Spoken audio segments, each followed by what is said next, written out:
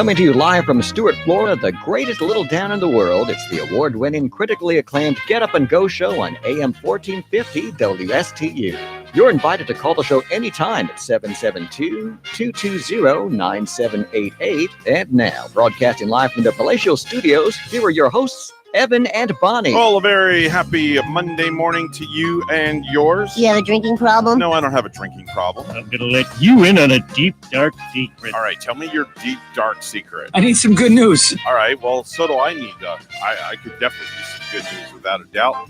6:07 is the time right now on the Get Up and Go show. Mr. Clock, would you certify? It's now 6:07 a.m. That's right, 6:07 a.m. and it's a Monday morning. Bonnie and myself are back in the saddle after a very nice weekend. How are you doing this morning, young lady? Oh, thank you, Mr. Sir, young man, young right. fella. Well, I got to throw it right back at you. You could throw anything you want at me after what I went through this weekend. We're not going to discuss it on the air. But you know what? I've got my life. I'm alive, and that's all that matters. Yeah, and it's in God's hands, right? It is. It's always in God's hands. Yeah, we had a stressful weekend too, which I'm not going to go into. Okay. But all we can say is really it's in God's hands too with it. It is. It definitely is. I need to call my pastor. I was in church Sunday. I couldn't have picked up. Man, I was so glad to go to church Sunday. You have no idea. It was our 5-year anniversary at church since the church opened up 5 years ago to the day on this past Sunday over at Christ Fellowship in Port St. Lucie. And all the old staff was there from 5 years ago. And it was just so good to see everybody. Do you have some of the same members from when it started 5 years ago? Yep. Same members are still there. They all volunteer. Some have come, some have gone. Some of the volunteers are still there from 5 years ago. So it's really, truly amazing. It's a huge family. Your church was closed for quite a while during COVID-19 last year, right? We did all virtual service online. We watched everything online. And then they opened back up and everybody had, I'll just, for funny's sake, I'm just trying to have a good sense of humor this morning. Everybody was wearing face diapers. It's a new word I learned over the weekend. Everybody's wearing face diapers. Yep. And finally, they just subsided, and it's just more and more and more and less relaxed now because, of course, more people are getting the shots. So it's a lot more relaxed. And it's nice. It's nice to see the smiles. It's nice to see people smiling. It really is. Yeah. This might put a smile on your face too. I hope you so, because I mentioned- damn sure need it today. Yeah, I know. You mentioned the diapers. Yeah, and face diapers. Everybody wearing face masks. I remember we were at a restaurant and we had a picture of Gary on Facebook with his face mask on in the restaurant. And then he wrote, "It's my mouth's time of the month, so Bonnie put a pad on it." I love it. I love it. Gary was having. See, it's true that guys can have that time of the month like women can have that time of the month. Yeah. So instead of putting it down below, it goes up above. Your mouth's time of the month. That's right. You're wearing a mouth pad. And just put a pad across your mouth and you've got literally a face dye. I've seen pictures of people doing that before. I know. It's hilarious. Have you gotten used to seeing people out not wearing the mask by now? And are you missing, putting that face mask on, like when you get out of your vehicle, when you go in places? I'm going to be honest with you. I kind of feel like, me personally, I'm back to normal. That's just me personally. I can't vouch for the tens of millions of other people that are in the population of the good old USA, but I will still wear my mask in certain places. Like if I go to Walmart, I will wear a mask inside Walmart. That's okay. Which is me. Of course. Yeah. I won't wear it going to Publix. I don't know why. I feel a difference between Publix and Walmart, but that's just me. I'll wear a mask into certain places that I'm not familiar with. I did a wedding over the weekend. I didn't wear a mask. I just felt comfortable because I was away from everybody. Mm-hmm. So it really, it's just personal preference. It's varying, isn't it? Yeah, it really is. It varies. It does. It varies for me too. Like if I pull up and, maybe I'm going into a Walgreens like I did yesterday. Well, now see, I'll wear a mask going into a Walgreens. Put the mask on. I will. Yeah. I'll wear a mask going into Walgreens. Not that kind of feel like places are dirty, but Yeah. I think the idea with me is knowing that variant still might be out Yeah, there. it's being safe. It's just being safe than sorry. And even though I have my shot, I'm still gonna be safe. I don't want to be this type of person that, oh well, I got my shot and well, I'm Superman now and nothing can hurt me and this Yeah. and that and the other. I don't have that mentality because my mentality, Bonnie, is even though I have the shot, I can still catch COVID-19. I can. Just like if you happen to have, which I know you don't, but if you or Gary were to have the shot, both of you can still catch it. Yeah. Anybody can catch it that got the shot. The caveat of having the shot is to prevent you from dying, going in the hospital, or getting deathly ill Yeah. from COVID-19. That's the purpose behind it. And a lot of people have this big misconception. They think that they get the shot and now they're inferior. They're Superman or Yeah. Batman. You could still catch it, but you're just Yeah. hoping after getting vaccinated that the symptoms would be less severe, like Exactly. much less severe. Exactly. You're 150% right. You just hit the nail right on the head, literally. And so, like those that are not vaccinated, Mhm. like myself, I'm Mhm. kind of like dangling with that idea. Mhm. Yet that You have to be well, a little. I could You have to catch be a it, and little more careful. yeah, I think just I a tad bit. still probably should wear masks in some places. Just a tad bit more cautious. That's all. I can't wait till this whole COVID-19 is just like far distant, Mhm. a distant Mhm. thing, Mhm. and then just pray to God that there aren't any more Yeah. deadly Yeah. viruses There's that the are to variant. come. Like you said, the variant is there, but again, it's common sense. That's really all it is just know your surroundings, be careful. If you don't have the shot, just take an extra shield of caution. If you have the shot, still have the caution. That's all. I'm still seeing a lot of places where people are working like behind counters and Mhm. service counters where Mhm. the majority that I've seen this Mhm. weekend, they're wearing the masks, workers and employees. I went to where'd I go? I went to Bob Evans and had breakfast Sunday morning after church before I went to the stadium, and all the servers had masks. Now I went to another place to pick up a sub, and none of the people behind the counter had masks on, which I assumed they were inoculated. They got their shots. Maybe they like all were there or something. Yeah, because I think that if I'm not mistaken, a lot of places they are instilling their own rules, such as if you have the shot, then it is optional for you to wear a mask while you're working. Where if you don't have the shot, then the place of employment requires you to wear the mask unless you are medically cleared that you can't for medical reasons. Sure. So Yeah, in our place of employment over in Palm City where we're Mhm. at, they're Mhm. giving us the option to wear a mask or not wear a mask. Okay. So we Now, are does that matter whether you have the shot or not? it doesn't. It doesn't even matter if, to them? even if we haven't been vaccinated, that's fine. we don't have to wear That's a fine. mask. They're leaving it up to our Okay, discretion all right now. That's perfectly fine. Yeah. That's their set of rules. Every business has their You're right. own set of rules. And if that's their set of rules, you know what? That's great. Excellent. Should be up to the business Exactly. and that owner, right, Evan? Exactly. Yeah. I agree. Yeah. 100%, 150% without a doubt. So otherwise, how was your weekend? I'm not going to ask you. You said you had a stressful weekend, so I kinda don't want stressful. to know about the stress side of things. But how about the good side of things? Anything good happen over the weekend? Well, I guess the way we were talking on Friday, I got my way because, I had a house full of teenagers, like I mentioned on Friday. Oh yeah, let me hear about the whole teenager So, thing. I I want to hear about the teen invasion. They were sleeping beauties. Okay. You know, that's why I'm up on Facebook taking pictures of me and my cat Right.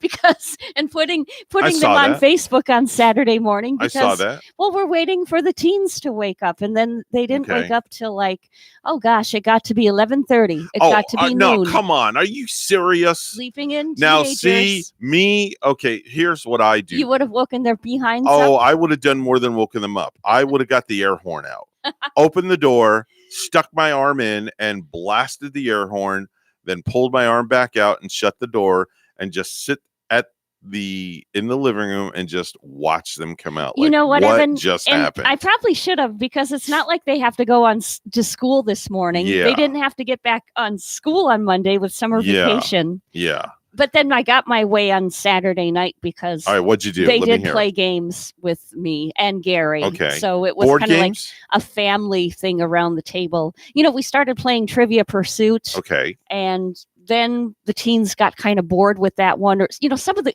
and I'll admit, it was some of the questions we were polling were Mhm. way above their heads. Okay. And some me and Gary's. It's like, wow, this game got hard all of a Got to sudden. be a brainiac.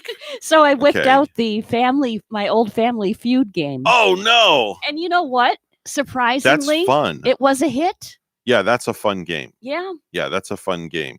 You have the adults with the cats versus the teenagers and the Sleeping Beauties. And we traded up partners. First, it Mhm. was me and Gary against Topanga and Tyler. Okay. And then it was father and daughter against me and Tyler, Okay. me and Topanga against the boys. Okay. So we had rounds too where we switched. Okay. It So was- Family Feud was a huge we hit. had a lot of fun with it. Okay. You know, How were the sleeping arrangements? I want to know, where did the boyfriend sleep? I've been thinking about that all weekend. Where'd this boy sleep? you know, at? he's just a regular dude and he stays out on the couch. Stayed on the couch. I offer him one of the Okay. twin beds. Okay. All right. Because we have the kids' separate bedrooms. Okay. No, I'll do the couch. Okay. Okay. That's so- what I thought. That's what I He figured. does. It's either the couch or the floor, one of the two. Yeah. All right. Very good. Very good. And respectful, like you said. Very respectful. Oh, you paused there for Uh, a second. Well, to be honest, I got upset because on Saturday afternoon, Yeah. Uh-huh. I made him an omelet, Yeah. and I kind of was on the phone and I forgot about the omelet. Oh, and I no. kind of burnt it a little bit, Ooh, and ooh. then I brought it to him, and then he brought it back and said he didn't like it. And then I'm like, all right, well, I don't know what I have. How about a peanut butter and jelly sandwich? There you go. All right. There's your go-to. Well, that was another big bonk. Really? because He doesn't like peanut butter. He brought back the sandwich and he said, you know, Bonnie, the jelly is too equivalent to the peanut butter. There's too much jelly and not enough peanut butter or some sort of thing. Oh my God. He had the gall to say that to you? What in God's name is this kid thinking? So You took, wait a minute, hold it, stop. You took all the effort and love and tender loving care to make this kid a peanut butter and jelly sandwich, and he has the gall to bring it back to you Oh, and yeah. say there's too much jelly on it. I was, I was not appreciative of it. I'd have been, pardon my French, pissed off. Wow. So here's what I would have done. So then I made him some scrambled eggs. Oh no, that was it. I That did. was after. No, you're too nice. Oh, way too nice. Way too nice on this Well, one. I wasn't that nice about it. I I would have. I I would was have. like, "Are you messing with me? Are you messing with me?" Yeah. Listen, if he'd have brought me back the peanut butter and jelly sandwich, what I would have done was I would have opened it up. Yeah. Got a napkin, wiped off some of the jelly, slapped that piece of bread right back on top, and said, "Here is your flippin' peanut butter and jelly sandwich minus 3/4 of the jelly. Now, is this okay with you? Does this meet your Royal Highness standards?" Well, he made up for it yesterday when we went to Walmart and I had to get some kitty litter. So I got the big, 9 or 10 pound bag, and then I Okay. got a big case of water, Right. and he did the lifting, the heavy lifting of all those goods I'm for sorry. me. that does not make up for insulting you for your peanut butter and jelly sandwich. Oh, that's why I didn't make the spaghetti later on, because I said, Oh my nobody's- God, you overcooked the spaghetti. no, I said nobody's going to like it anyway, so we ordered Chinese. which worked. Wow. Peanut butter. I still can't believe this kid griped about the peanut butter and jelly sandwich. I couldn't believe it either. Oh my gosh. I was astounded. a simple peanut butter and jelly sandwich. Yeah. You know what I would have said to him? I would have pulled the old people starving in Africa routine like I did with my kids when they were young. When my kids didn't like something, I would be like, do you guys realize that there's people starving in Africa? And I made them feel really bad, and then they ate the damn thing. Wow. Oh my gosh. But we made it. We made it without killing one Peanut another. butter you and know? jelly sandwich. Oh my Lord. I mean, I can only just laugh about it right now. I think At it's the- hilarious. At the time, I thought I was, you should have seen me. I was kind of feeling I furious. I could see the smoke coming out of your ears. You probably just wanted to slap him with that piece of bread that had the jelly on it. Plus, they slept till that late. 11:30. No, they slept later than. Oh, 11:30. no. Yeah. Are you serious? Yeah, these kids. Man, These let me kids come to your nowadays. house. I'll put let me tell you, I'll put some military stuff into action if I come to your house. They'll get an idea what it's like to sleep till 12:30 and then return a peanut butter and jelly sandwich. Shame on them. No morals at all for those kids.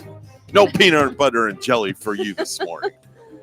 All right, it's time for news without the peanut butter and jelly this morning. It's all brought to you by Florida Blue, your local Blue Cross Blue Shield, helping families take control of your health and their health for more than 75 years. Here's Bonnie at the news desk. And on a serious note, the death toll at the Surfside condo collapse site is still rising. We have recovered additional victims since our last briefing, and the number of confirmed deaths is now 90. Miami-Dade County Mayor Daniela Levine Cava says 31 people are still unaccounted for. The tragedy in Surfside, combined with the increase in hurricane activity, have more home buyers asking questions about the materials used in construction. Normally fixated on marble countertops or the number of bathrooms, more home buyers are getting an education on the materials used to build those all-important exterior walls. People are starting to really, I think, put more forethought into the safety of their family and protecting, what's most important to them. Matt Sitter from Florida Concrete and Products says their trade association developed a program called Block Strong to lay out the benefits to home buyers. Sitter says durability and safety are increasingly important factors for buyers of new and pre-existing homes. I'm Rory O'Neill. Pfizer says it plans to meet Monday with top U.S. health officials to discuss the drug maker's request for federal authorization of a third dose of its COVID-19 vaccine. President Joe Biden's chief medical advisor is acknowledging that it is entirely conceivable, maybe likely, that booster shots will be needed in the coming months. Last week, Pfizer asserted that booster shots would be needed within 12 months, drawing a rebuttal from the U.S. health officials saying booster shots were not needed at this time. While Dr. Anthony Fauci isn't ruling out the possibility, he says it's too soon for the government to recommend another shot. The Florida Department of Environmental Protection will conduct a prescribed burn at Jonathan Dickinson State Park today, weather permitting. The final decision to burn will be made after reviewing the predicted fire weather forecast and after they obtain a burn authorization from the Florida Forest Service. Prescribed burning decreases the potential for wildfires by reducing undergrowth that accumulates over time. Treasure Coast fathers and their daughters were able to shine like the stars Saturday in Port St. Lucie. It was all for a good cause, and WPTV's Josh Navarro has the story. Over a dozen fathers escorted their daughters into Truth Church in Port St. Lucie Saturday evening. The Woodruffs were among those who attended this father-daughter dance. Yeah, it's good to teach them. They learn the importance of family and that they understand that some people don't have big families together. Probably the best part is being there with my dad. The charity event is spearheaded by Kim Bob Gardner, the pastor's wife at the church. The funds raised will go towards purchasing travel bags for foster kids. And these kids, sometimes when they're taken into foster care, they have to throw everything in a crisis, in an emergency, into a little Walmart bag. Sometimes it's not even their own stuff. But I wanted to give them a little bit of dignity and a little bit of love. And the need is greater than ever. According to 4Kids of the Treasure Coast, a nonprofit that helps foster children find homes, on average, around 30 kids are put into foster care every month on the Treasure Coast. So now that children are able to share their stories, they're speaking to teachers, they're talking to their neighbors, they're sharing what happened during the past year at home. We're seeing these numbers increase sometimes by 5, 10 children a month. So we want to make sure that we're doing our part as a community to support families who are saying yes, opening up their homes and giving the gift of family, and opening up their hearts as well to welcoming children into their families. It was a night to dress up and dance. These girls learned a deeper lesson about giving back. Difference can just make a really big change. Josh Navarro, WPTV News Channel 5. And lastly, Marvel's Black Widow had the biggest opening since COVID turned the world upside down, pulling in $80 million over 3 days. The movie was also available on Disney Plus for an extra $30, and it earned an additional $60 million there.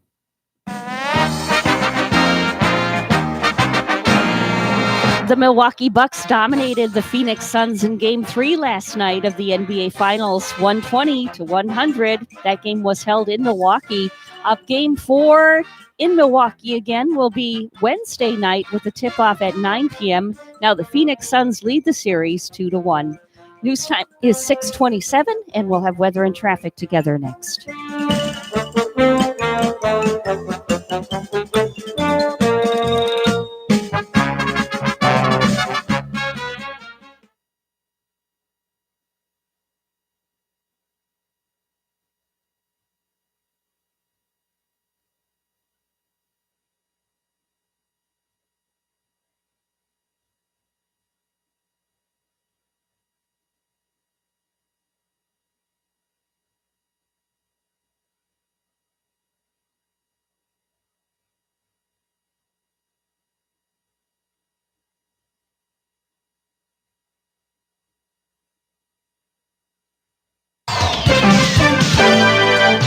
$6:28 right now on the Get Up and Go show. It's the Monday morning edition with Evan and Bonnie. It's time for traffic and weather together. Bonnie? And taking a look at the latest traffic report, the highways looking clear right here at the moment throughout the Treasure Coast. Yeah, it's going to be a good Monday morning ride for you if you're just heading out the door. There's your latest look at traffic. It's 79 in Stewart, and in South Haven, Mississippi, 73. Here's more on our weather at WPTV. Happy Monday to you. Partly sunny today. Scattered showers and thunderstorms moving from the east, pushing back to the west. Some of them could be pretty strong too. High temperatures in the upper 80s. Chance of rain increasing by tomorrow morning as we track a tropical wave that'll move on through and bring some heavy rain potential to our area. High temperatures mid to upper 80s, and we'll taper down on rain chances back to around normal mid to late week.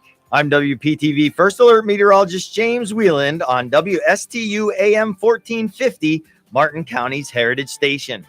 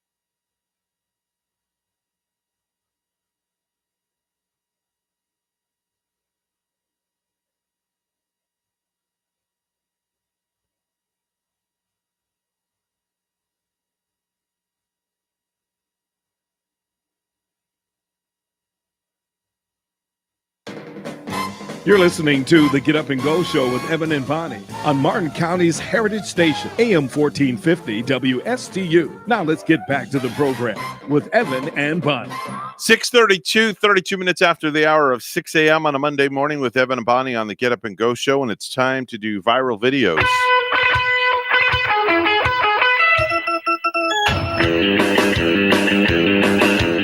So over the weekend, I was scouring the internet, as I usually do, Bonnie, and I found a couple of videos. The first one is a flight attendant that shared some of the ridiculous questions that he's been asked during a flight.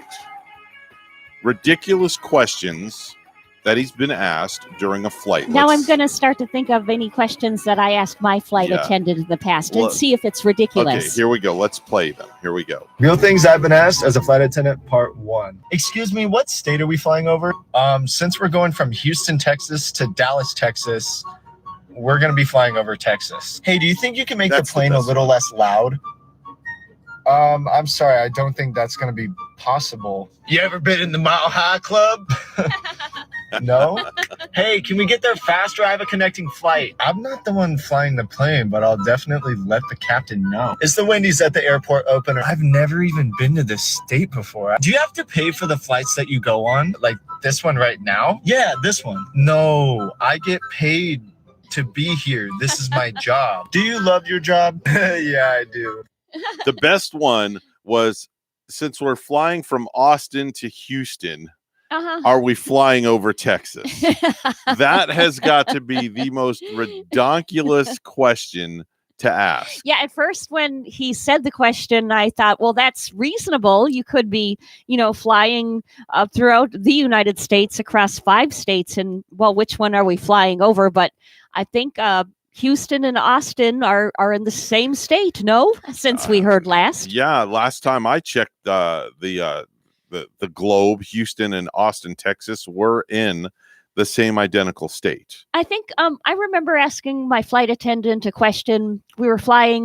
I think we were flying over Ohio and down there toward Tennessee. I was flying back down here from Wisconsin, and I did ask what river are we currently flying over? What river is that down there? Okay, and that's a normal question. I think she said the Ohio River. Yeah, that's a normal question. It's not a stupid question. Yeah, not at all. But asking the flight attendant, can you make this plane go faster? Yeah, that's just Let me go in and press the gas pedal a little bit. And then I'll give you a peanut butter and jelly sandwich to boot. Or if the Wendy's is open at the airport. Yeah, that's another good one. There's a guy who put Siri to the test recently. Siri is, are you familiar with Siri, by the way?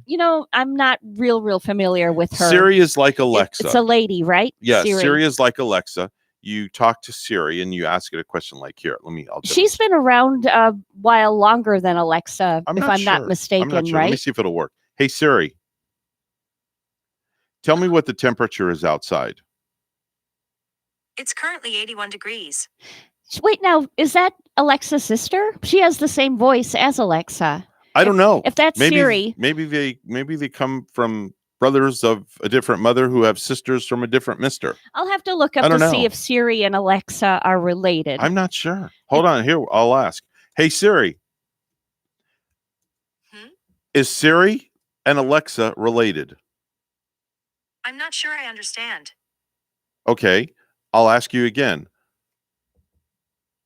So the Amazon's Alexa works kind of the same way. Right. Siri is basically a digital assistant for Apple devices, specifically the iPhone, whereas Alexa is kind of a home assistant found in Amazon's line of Echo smart home devices. But they do sound very similar. Oh, yeah. Well, no wonder. Yeah, Siri, like you just did it in your phone. Yeah. Siri is more part of the iPhone. Yeah, the Apple platform. Alexa is more part of like the Echo system. Yes, where you got that little tower at home. All right, so here's what a guy asked Siri recently. Let's listen.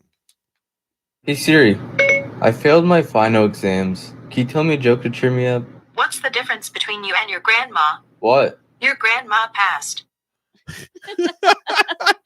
That's just wrong. I'm gonna try that. I'm gonna try that on here and see if I get the same answer.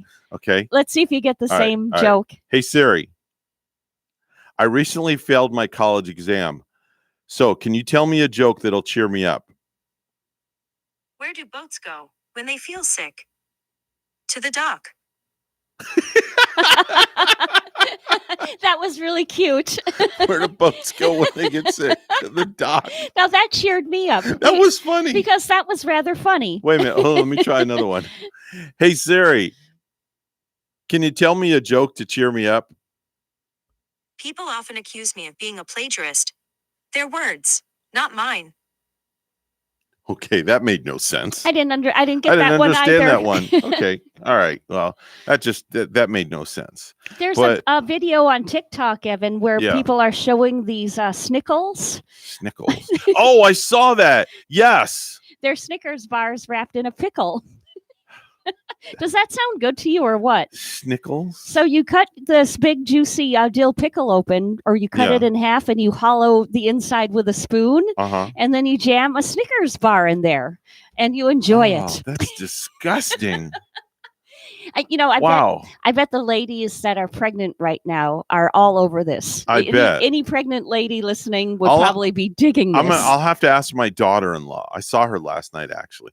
I could see her baby bump now. It's so yeah. cute. Oh my goodness. Oh my God, the baby bump is adorable. Do they know what they're going to have yet? Don't Too know early yet. to tell, or Don't know yet. Are they the kind of people that want to know? Yeah, they're going to find out and then they'll let us know Oh, what they're having. nice. So, 2020, as we know, was a very untraditional year for weddings, Bonnie. 2020, last year, everybody was canceling weddings. So, is now the time to change others' things about weddings? Well, according to my favorite magazine that I read, Cosmopolitan Magazine, someone polled people who've been married and asked if we should keep doing 10 traditional things pertaining to weddings. 10 traditional things. So I copied and pasted the 10 traditional things in here, and this is what was polled. Okay. So this is what people want to keep at weddings. Yeah, it's well, they're Keeping- asking the question. The bride, coming in at number 10, the bride promising to cherish and obey her husband in the wedding vows. I'm sorry, but when I perform a wedding ceremony as a minister, I do not use the word obey Oh, you don't? in there. No, I Yeah. do not include the word obey. Reason why is you are not a dog. Okay, you tell a dog to obey. You don't tell a human to obey. Yeah. 50% don't want to hear that line anymore, but only 38% of guys agree compared to 61% of women. And it's kind of like funny because usually I don't get too particular over things like that, Mhm. but I'm not too keen on the word obey either. I mean, think about it. You're standing at the altar, and the minister, like myself, asks you, do you promise to obey your husband? Now, are you really going to say yes to that? Obey your husband? That's like you're bowing down to your husband and you have to do everything he says. And Yeah. vice versa. Or does it go back to like biblical days or what Yeah. might be written in the Bible Right. that man is first and he is the head of his household? I don't go by that. I just, Rachel and I were equal as Yeah. far as that's why we run our house. I'm sure you and Gary are like that too. You guys, 50-50 all the way. You Yeah. guys both run your We kind household. of like have equal Yeah, input. exactly. And we get along okay that and that's way. that's the way it should be. Nobody is like always Yeah. always the boss or always the upper hand. We kind of like tend to be open Could to you imagine you and Gary eventually, if you guys, and when you guys get married, it's time for the wedding vows, and the minister says, Bonnie, do you promise to obey Gary and whatever he says? Well, obey? yeah. Yeah, right. I don't guess- think so. I guess it wouldn't bother me that much, but we tend to be like open with one another about Yeah. I'm not always right, he's not always right. Exactly. And if you're right, that's even better because Right. it betters our situation. Right, exactly. Here's number 9, a tradition that people say should stop: throwing rice or birdseed. 31% of people say that needs to stop. Oh, yeah. Throwing rice or birdseed. Yeah, that is the that's- worst thing to get rice or birdseed in your hair That's at a a little wedding. silly, isn't it? Yeah. I'm sure many number of bridesmaids have Mhm. hated that in the past. How about the garter toss? 26% of people don't want to see that at weddings anymore. Oh yeah. I think that's one of the most fun parts. It is fun. It gets the crowd together. Exactly. Usually, some drinks are spilled. Oh and yeah, oh yeah. it makes the floors all dirty and nasty I the have next seen day. some wacky things happen. How about number 7? Tossing the bouquet of flowers. 11% of people are sick of seeing the bride toss the bouquet of flowers. Now that's just like a tradition that should stick around. I mean, I that, can understand that. That's just like the garter belt. It's fun. I can understand that, but I can also understand where the bride doesn't want to do the garter removal because she doesn't want to open herself up to the world where the guy goes up the dress to get the garter because it can get a maybe little so. risque. Yeah, I guess it depends on the individual. Exactly. Yeah. Coming in at number 6, the bride and groom's first dance. Most people still like that one. Only 6% of people say that doesn't need to be done anymore. I think got to it's so have a bride and groom first dance. I think it's so romantic. Yes, It and you is. got to have the father-daughter dance That's too. the next one. The bride's father. Well, the bride's father giving her away. Only 14% of people say cut that out completely. Now, I'm sorry, but I think that if the bride's father is in her life, then that is a very touching moment for the bride to be given away by her father. Perfectly practical. Yes. Very, very practical. Coming in at number 4, the exchanging of the rings. Only 5% of Americans say to ditch that one, to ditch the exchanging of the rings. The rings are also It's a part, a symbol, right? because a ring is a never-ending circle of unbroken love. That's the meaning, and that's part of the vows that I use when I perform a ceremony. Yeah. I say that. That makes sense. I don't think I would want the doing away of the rings either. Mhm. It is a symbol of love, like you said. Coming in at number 3, the bride should wear white. 24% of people think that that's very outdated. That white is just it's just a labeling, because they say that if you're on your second marriage, you should not wear white. You should wear like a cream color or something like that. But nowadays, I don't think people go with that. So that's why 24% of the people think that it's very outdated. But it's very wrong for a lady to maybe wear white outfit to a wedding. Oh, or- a guest? or- Oh, yeah, a guest.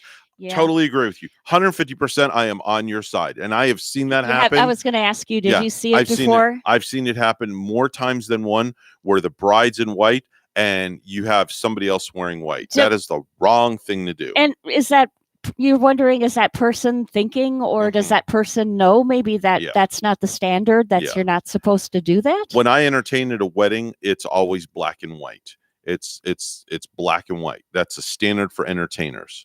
Black and white. That's a black tie affair. Coming in at number 2, not seeing each other until the ceremony. 28% of the people think that's a very dumb thing, that it's not bad luck if the groom sees the bride.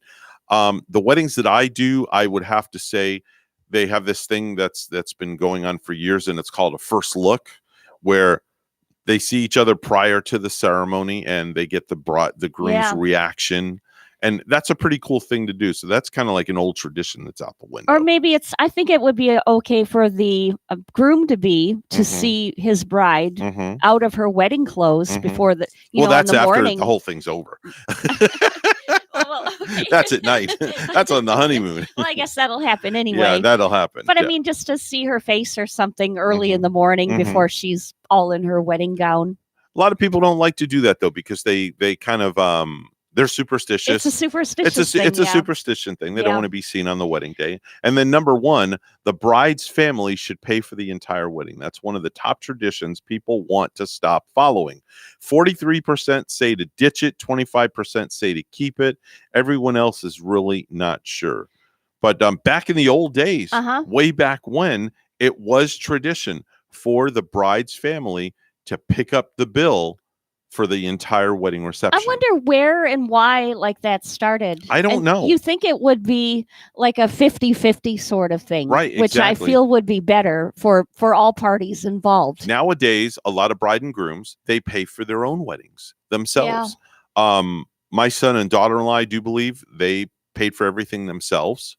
Their wedding, Rachel and I, we paid for ours. And you know what? If I were parents of a Mhm. bride or groom, I would Yeah. be like, I hope you want to pay for some of your wedding at least, Right. especially if you're expecting like a huge expensive wedding where Right. me and your mom are going to lose our retirement money because you Yeah. have to have this fabulous, grandiose wedding. Yeah, or we have to sell the whole house or take out a second mortgage Yeah. or something. I would like I that. would never want to put my parents Yeah. like through that. I wouldn't have asked my dad. My dad gave us our honeymoon as a wedding gift, which I thought was fairly nice. Oh, that's beautiful. He did that. It wasn't very expensive. Where We did you didn't- go? We just went to Disney. Oh, that's all right. Yeah, it was me and Rach and the kids. We took Darren, Dylan, and Haley with us. And that can cost some money too. Yeah. Well, back then I was,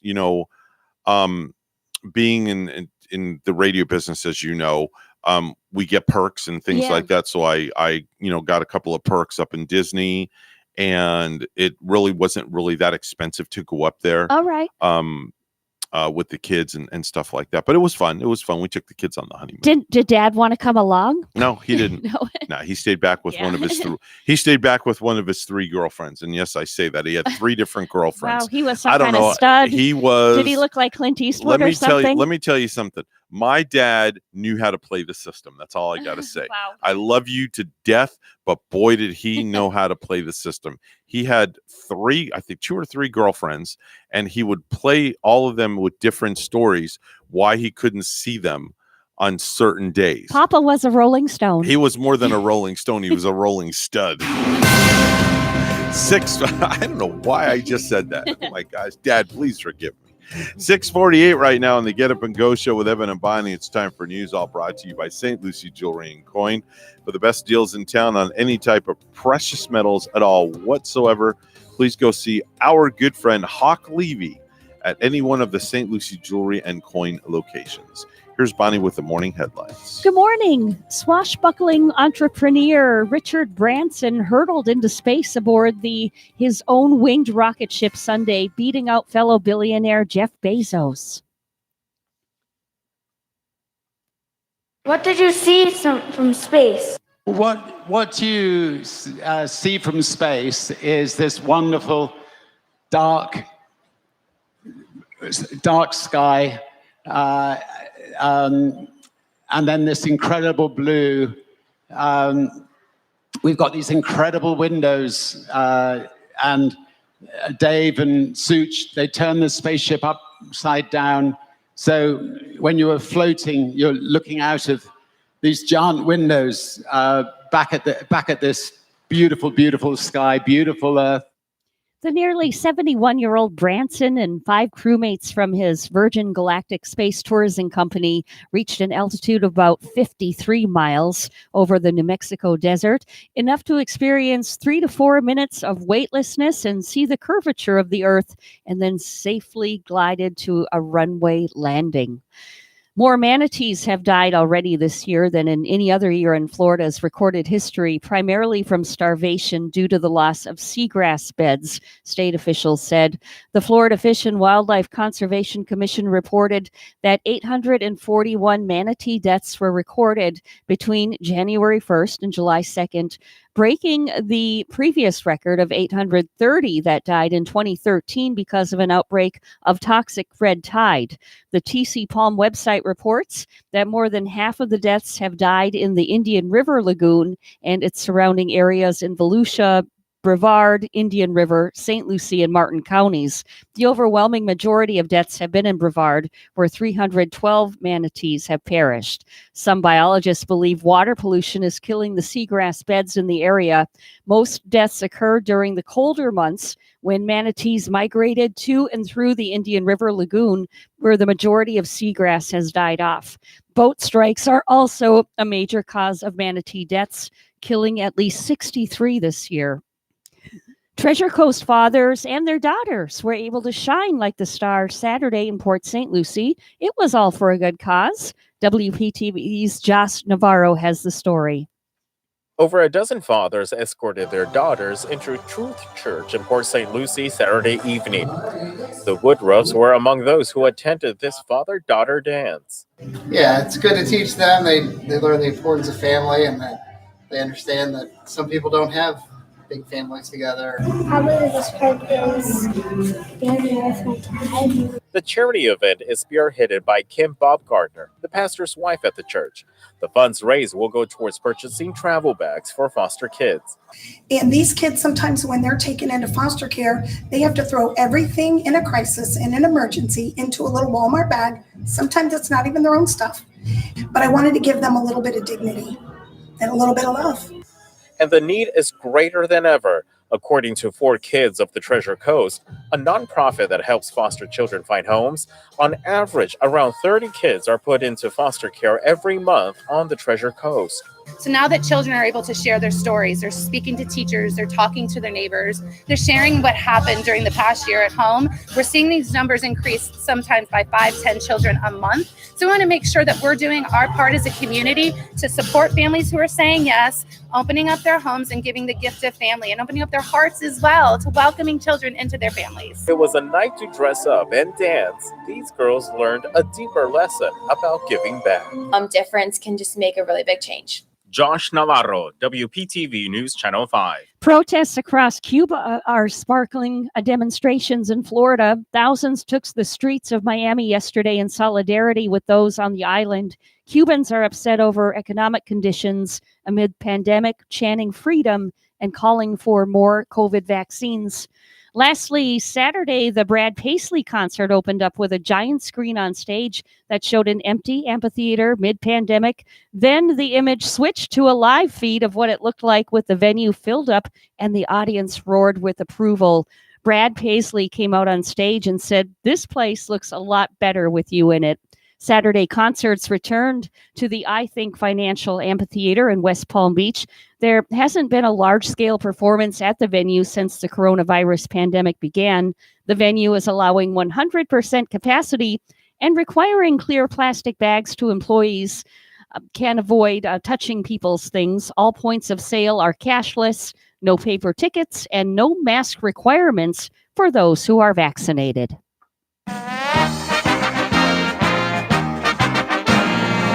Novak Djokovic tied Roger Federer and Rafael Nadal by claiming his 20th Grand Slam title Sunday, coming back to beat Matteo Berrettini 6-7, 6-4, 6-4, 6-3 in the Wimbledon final. The top-ranked Djokovic earned his third consecutive championship at the All England Club and sixth overall. News time, we have 6:51. Weather and traffic together next.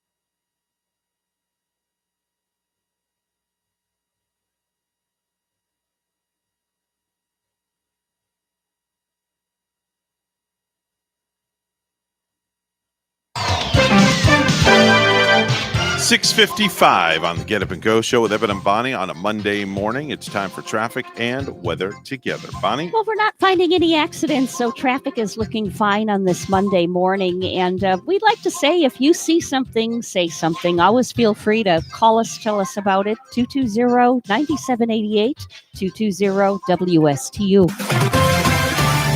We have 76 degrees, Port St. Lucie, and in Kigali, Rwanda this morning, it's 75.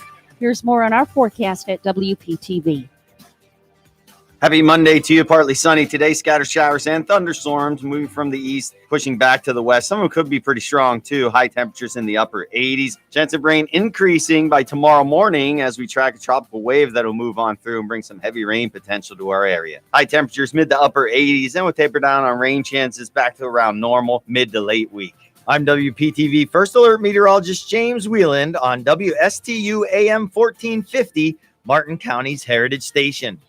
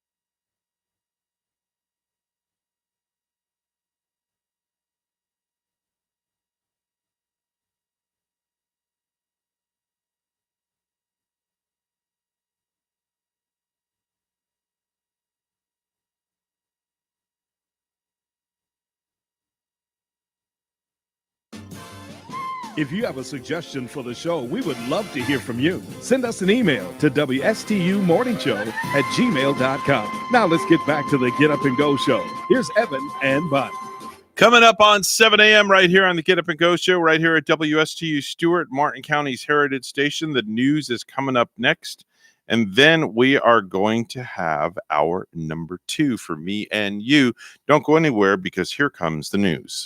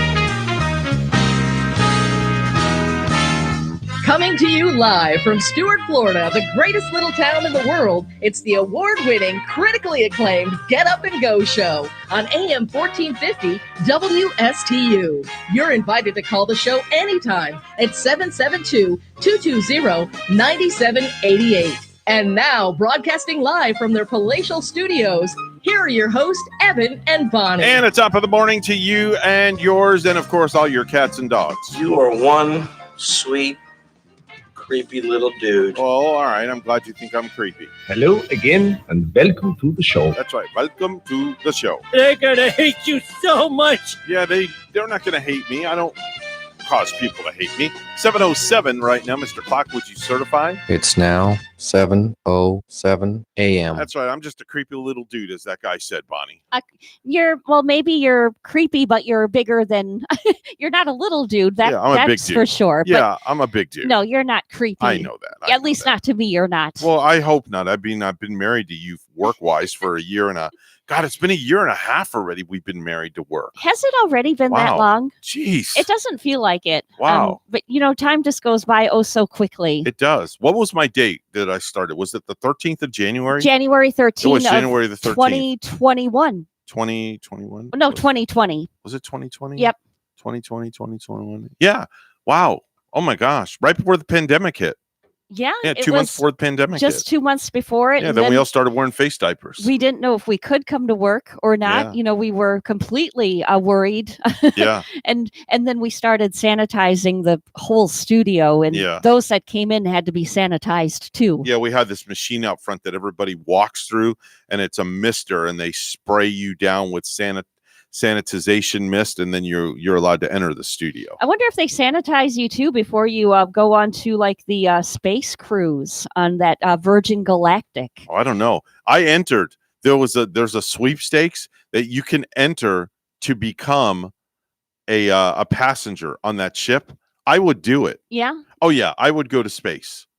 I would. It goes 56 miles up, and then you experience weightlessness for 5 minutes, and then you come right back down. I watched the entire video.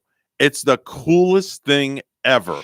I guess being up that high and seeing like the curvature of You see the curvature of the would planet. be kind of neat to see, where you Yeah. can see how the Earth is actually shaped round. Would you do it? Would with you the volunteer curve. to be an astronaut I'm not on that? I'll be honest, I'm not that interested. Okay.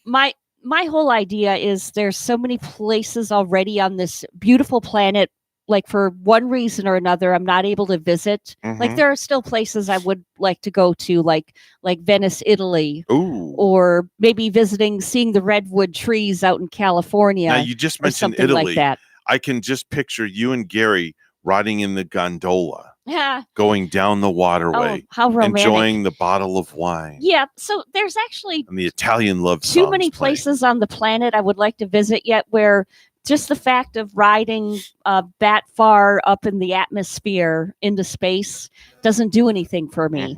But Really? that's just me. I can see where people might get excited about it. Wow. But it was a beautiful thing when Why Italy? Oh, that's just If kind you of don't- if you don't it's mind just me one of the asking. places. I am Italian. Okay. Just one of the many places I would love to visit and love Really? to go see. There you go. See, this will kind of put you in the mood. This is like the sounds of Italy. And with Venice, Italy, I'd like to see Yeah. all of the canals, and be on the gondola, like you said. This then- is like what they play in the background when you're going down the gondola. And like you see in the movies where the it looks like a two-way highway, like swifting around the mountainside Oh, with, yeah. with the sea on the side Yeah. and the seashore. For sure. I'd like to see all that. For There's sure. so many things I would like to see. My But gosh. space for me, I'm already in space. So No, doesn't you're do not. anything for me. No, you're not. I guarantee you wanted to send those kids to outer space after that peanut butter and jelly sandwich got returned. Yeah, Right? I wanted to shoot them to the moon. Let's do some birthdays.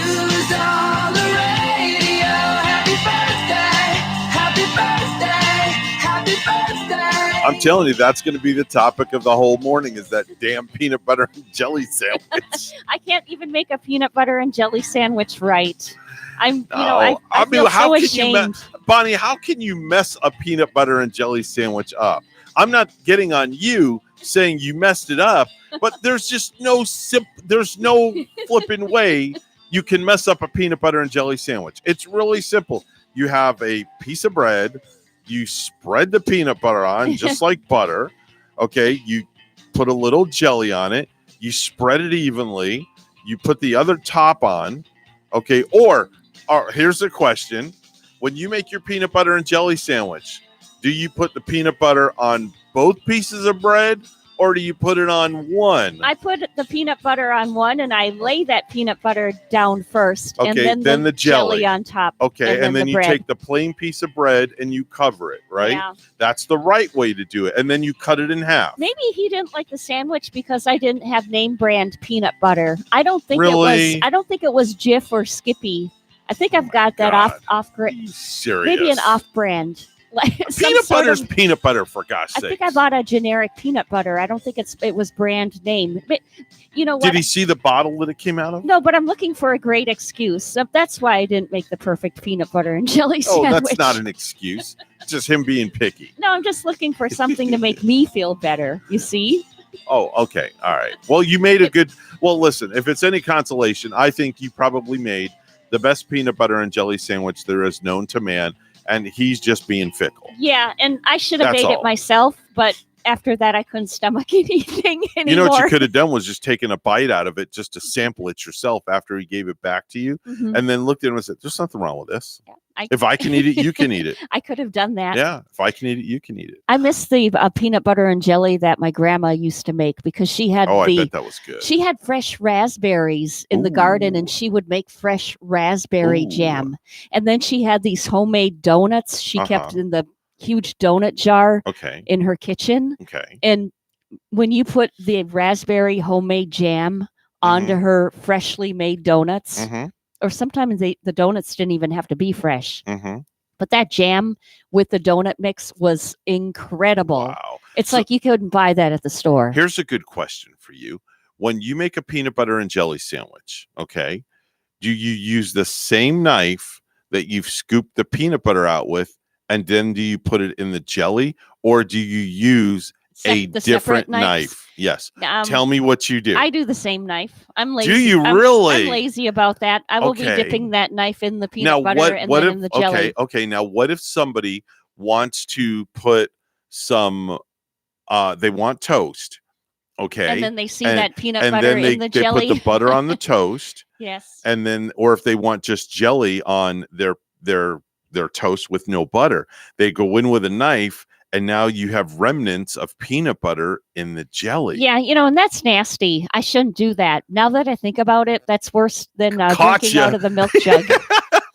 but I do that. I'm get guilty of that I get also. lazy. I'm guilty of that also. But the only reason I do it at home is because nobody else in my house will eat the strawberry jelly that I have. Nobody will touch it. Nobody likes it. So when I have a bagel, I put cream cheese on my bagel. Then after the cream cheese, I go right in and scoop out the jelly. But knowing that nobody else Nobody's is gonna going in touch there, that jelly that's anyway. the only reason I do it. Well, then it's okay. And Right. But since see, we- your jelly is Yeah. communicable for your household. since we talked about this, I Yeah. will no longer use the same knife. I will now use separate Gotcha. clean tools. Gotcha. You did. See, I'm not so perfect. Now you feel better now. You have an excuse why you think your sandwich wasn't perfect. Yeah. All right, so let's get to birthdays. It's Malala Yousafzai's birthday. 24 years old today. That's the heroic Pakistani girl who got shot by the Taliban on her school bus for standing up for education and women's rights. How old did she turn today? 24 years old today. Wow, that's an amazing story. Rachel Brosnahan is 31. That's the marvelous Mrs. Maisel. Don't know who that is, Bonnie. You have any idea at all? The Marvelous Mrs. Maisel. Well, that was a movie that came Okay. out not too long ago. Okay. So I would assume that would be the lady that played the Marvelous Mrs. Maisel. Okay. I'm All right. assuming. All right. Kimberly Perry is 38 years old today from the band Perry. Topher Grace is 43. That's Eric on That 70s Show. Brock Lesnar, WWE superstar and former UFC fighter. Do you know him? Yes. Are you very familiar with I'm him? very familiar with Brock Yeah. Lesnar. A lot of people know who Brock Lesnar is. He's 44 years old today. 44. I like the name Brock too. You know, you don't hear that really That's a very too cool often. name, though. That is a very, very cool name. I don't think I've ever even known anyone named Brock. I would name my child if I were to have another boy. Yeah. I would have to consult with Rachel first, but I would name my boy Brock. Yeah, I do like the name. I like that a lot. Anna Friel is 45. That's Detective Sergeant Backlund on the Netflix series Marcella. Christy Yamaguchi, the Olympic gold medalist, is 50 years old today. Oh, I used to love watching her Yes. skate around the rink too. Fantastic skater. Awesome skater. Yeah, and very likable kind of girl. Cheryl Ladd is 70 years old today. That's Chris Monroe on Charlie's Angels. Richard Simmons. Oh, Richard Simmons. That's the way he talks. Yep. 73 years old today. Wow, and 73. Richard Simmons, you don't see him anymore. Mm-hmm. There was where did I read in People magazine or somewhere I think where he fell off the face of the earth. he kind of went into hiding? Yeah. And he wouldn't come out and do any more shows. Yep. Yeah, and we haven't seen or heard of him in like a really, really long time. Yep. Comedian who just got out of prison, Bill Cosby, 84 years old today, getting set to hit the road and take his comedy act on tour again. Would you pay to go and see him? No, I would not. Okay. All right. No problem. I'm not going to ask you why. That's your personal reason. We have a call. Hi, good morning. You're on the air. Good morning. Hey, what's up there, sunshine? Just getting up and going back to work. Oh, stuff that's is, right. The wife's been on vacation for an entire week. Oh, lucky you. What have you been doing? Sleeping in. You could have came over And to my house on Saturday. Oh, heck of a lot of nothing at home. She could have slept in like my kids did on Yeah. Saturday. She made me a fantastic dinner last night. I will say that much. She really did, because she knew everything that I went through this weekend between, a good friend of mine passing away last week and then the what happened on Friday. I did not know you had a friend that passed. Yeah. I had I'm a sorry. very, very dear friend of mine pass Huh. away. Actually, a friend of myself and the wife as well. But anyway, yeah, Rachel made rib tips last night. And it's so good, What as Mr. Food exactly would say. are rib tips? Rachel, would you please collaborate on tips? rib tips? I don't know exactly what they are. When I bought them, I thought it was like thick cut bacon. Oh yeah, that's what it looks a little bit Yeah, it like looked bacon. like thick cut bacon. Oh, yeah? Bacon, but it was really good. She put them in a pan, she seasoned them, slapped some barbecue sauce on them, put them in the oven, and we were good. Yummy. Like 20 minutes And- later.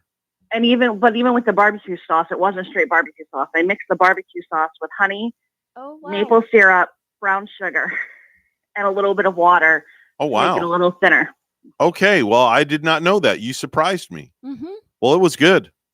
It was delish. And we had some stovetop stuffing. Oh, And a can- stovetop. and a can- Stovetop now, not homemade That's stuffing. right. No, Come on. stovetop, easy, just easy peasy. Yes. And a can of green beans to Oh, go. man. And that was it. And my diet Yeah. Snapple iced tea. That sounds And I like was a happy. perfect meal. Oh man, it was so good. It was nice to have a home cooked meal after, when you're night after night after night doing baseball 6 nights a week. Did you do them on the propane grill then too? Nope, we did them in the oven. All right. Yep, did them in the oven. Yeah. Next time we'll have to cook them on the grill, Rach. Gotcha. Definitely. They so. had a military night for at Clover Park. Yeah, we had this military actually weekend. 3 days. Yeah. Thursday, Friday, Saturday was Military Appreciation Week. Saw that in the newspaper. It looked Yeah. like it was a real It was a successful huge deal. success. We had the Gold Star moms there on Saturday night, so it was a lot of fun. What a nice occasion. Anyway, got to run. We got to get to news. Listen, have a wonderful first day back at work. I know how much you love to go to work. You could talk to Lori, and she'll give you all the details about the wedding as well. Have a great day, All guys. right, Love see you. Love you too, honey. Bye bye. She's got summer school, huh? Yeah, she's got summer camp, summer school, Yeah. whatever you want to call I that. know a couple of teachers this year too that are doing the summer school thing. Okay. Keeping working. Real quick before we get to news, it's National Simplicity Day. Keep things simple. It's also International Town Criers Day. It's National Different Colored Eyes Day. Bonnie, have you ever known anybody to have 2 different colored eyes? The only one I can think of is David Bowie. Okay. He used to have a kind of like a gray eye and a Uh-huh. blue eye, I want to Uh-huh. say. Uh-huh. And he came out years later and said the reason he had two different colored eyes because he and a boy were fighting over a girl on a school bus, and he was clocked in the eye. He was punched in the eye by a fellow classmate, and then it caused one eye to seriously change color. Wow. That was his story. I know one person that has two different color eyes. It's a friend of mine's daughter. Her name is Kaylee. She has a blue eye and she has a brown eye. And is the neatest thing to look at her and talk to her. Very cool, it's right? So beautiful. One blue and one brown. That's the way she was born at birth. That's different. That's got she has cool. to have a real unique, very kind cool. of look. Beautiful young lady. I've very, seen very it, cool. I've seen it on kitty cats. I had a cat named Jeremiah too that had like a blue, dark blue eye and then kind of a lighter green eye. It's National Eat Your Jell-O Day, so make sure and eat some Jell-O, Bonnie. It's also National Pecan Pie Day as well, so make sure and eat a piece of pecan pie. I never had pecan pie. So you can I never combine had a the slice pecan, of that. You can combine the pecan pie with the Jell-O, and you can take care of those things. And lastly, it's National Paper Bag Day. National Paper Bag Day. Take your lunch to work in a paper bag. Your lunch to work in a paper bag. And there you go. There's your birthdays, anniversaries, and back in the day. Wonderful. It is 7:23 right now. Time for news brought to you by Florida Blue, your local Blue Cross Blue Shield, helping families take control of their health for more than 75 years. Bonnie's at the news desk with the breaking headlines. Good morning, Bonnie. Thank you, Evan. Good morning. The death toll at the Surfside condo collapse site is still rising. Have recovered additional victims since our last briefing, and the number of confirmed deaths is now 90. Miami-Dade County Mayor Daniela Levine Cava says 31 people are still unaccounted for. The tragedy in Surfside, combined with the increase in hurricane activity, have more home buyers asking questions about the materials used in construction. Normally fixated on marble countertops or the number of bathrooms, more home buyers are getting an education on the materials used to build those all-important exterior walls. People are starting to really, I think, put more forethought into the safety of their family and protecting, what's most important to them. Matt Sitter from Florida Concrete and Products says their trade association developed a program called Block Strong to lay out the benefits to home buyers. Sitter says durability and safety are increasingly important factors for buyers of new and pre-existing homes. I'm Rory O'Neill. Swashbuckling entrepreneur Richard Branson hurtled into space aboard his own winged rocket ship Sunday, beating out fellow billionaire Jeff Bezos. What did you see from space? What you see from space is this wonderful dark sky, and then this incredible blue. We've got these incredible windows, and Dave and Such, they turn the spaceship upside down.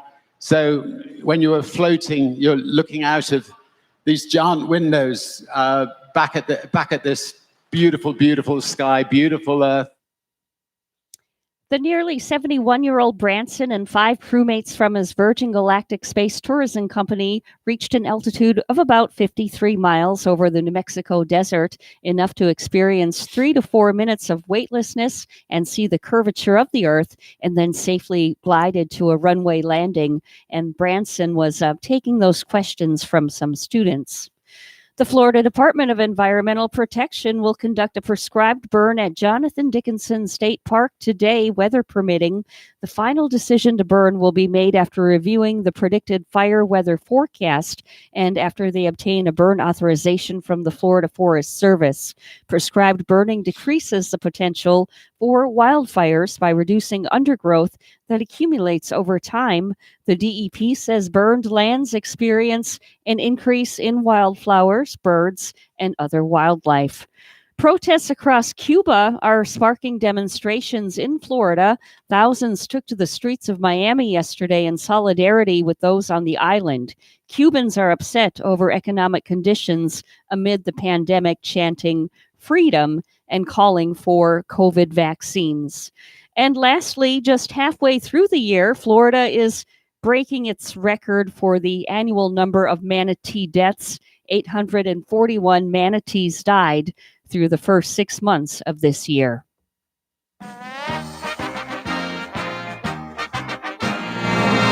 The Orlando Magic named Jamel Mosley the team's new head coach. Mosley, a Dallas Mavericks assistant, had agreed to a 4-year deal. The Magic are replacing Steve Clifford, who mutually parted with the team last month. News time 7:27 with weather and traffic together next.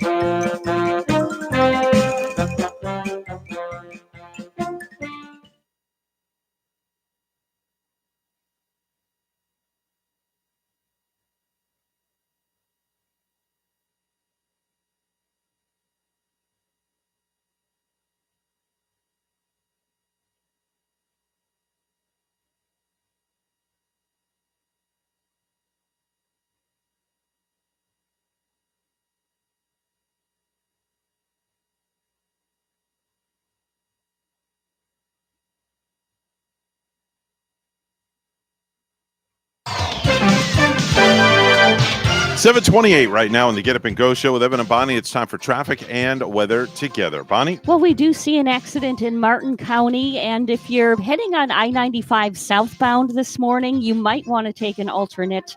I-95 southbound is closed at the moment between Martin Highway and Becker Road due to an accident being there. So yeah, southbound I-95 closed.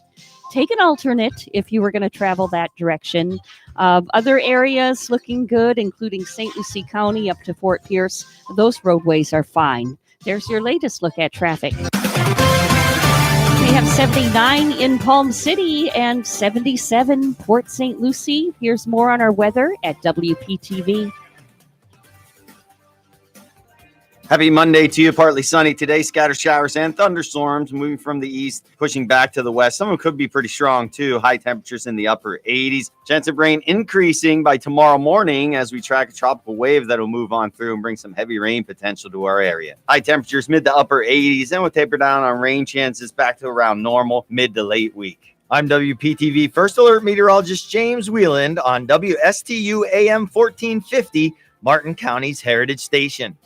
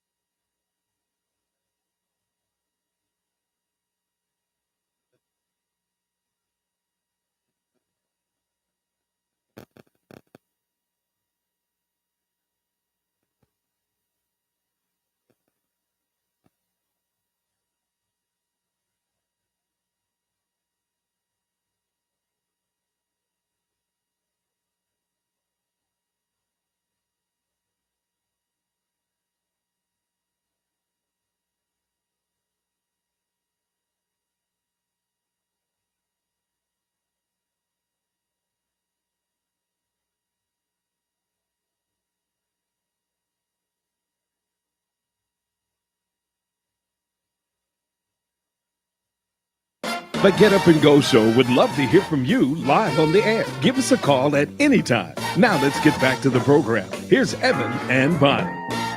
This is not headline news. Black Widow had a huge opening over the weekend, but that's what you get for shacking up with the Hulk.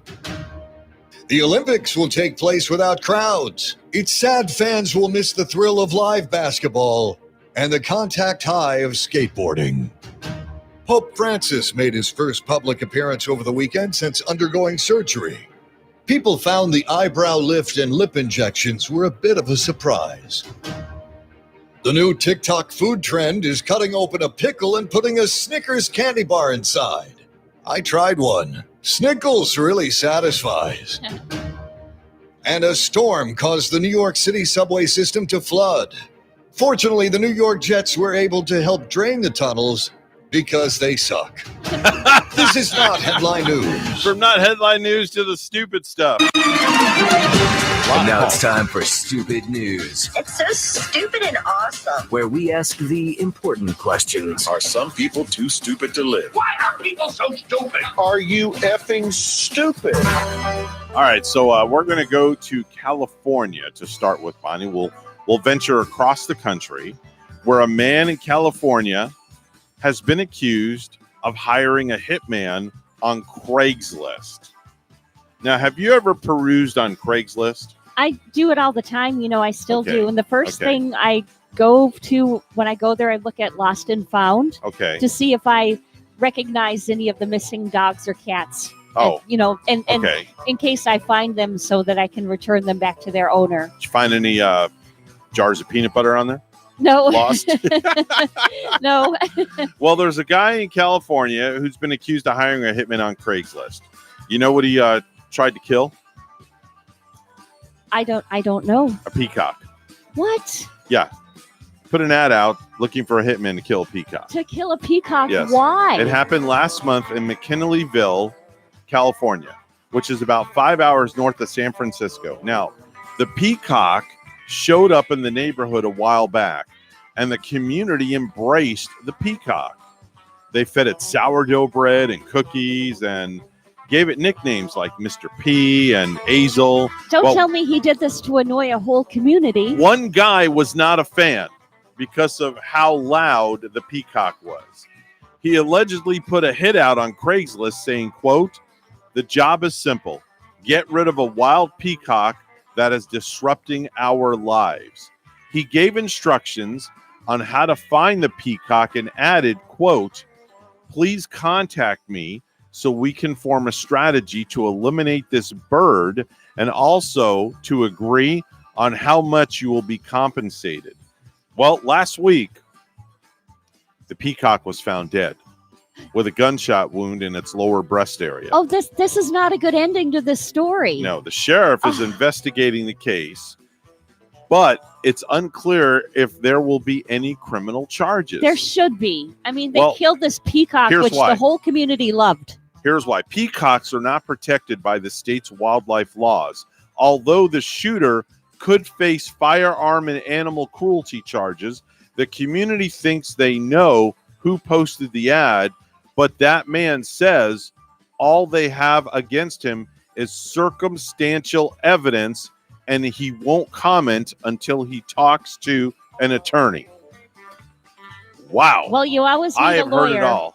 Yeah, and how dare he kill a peacock? Those birds are so pretty. I agree. They have the prettiest colors in the world. But how dare you put an ad out to hire a hitman? And the folks at NBC would be really painstaken. They'd be ticked off. They'd be so annoyed. Yeah. You know how they started using that peacock as their official bird because that's when like color television started to come out. Right, exactly. It's because the peacock is so colorful. Have and- you ever driven through downtown Fort Pierce before you cross over US 1 on Orange Avenue? Mm-hmm. Yeah, I've been down that way. So you've seen the peacocks that run wild down there.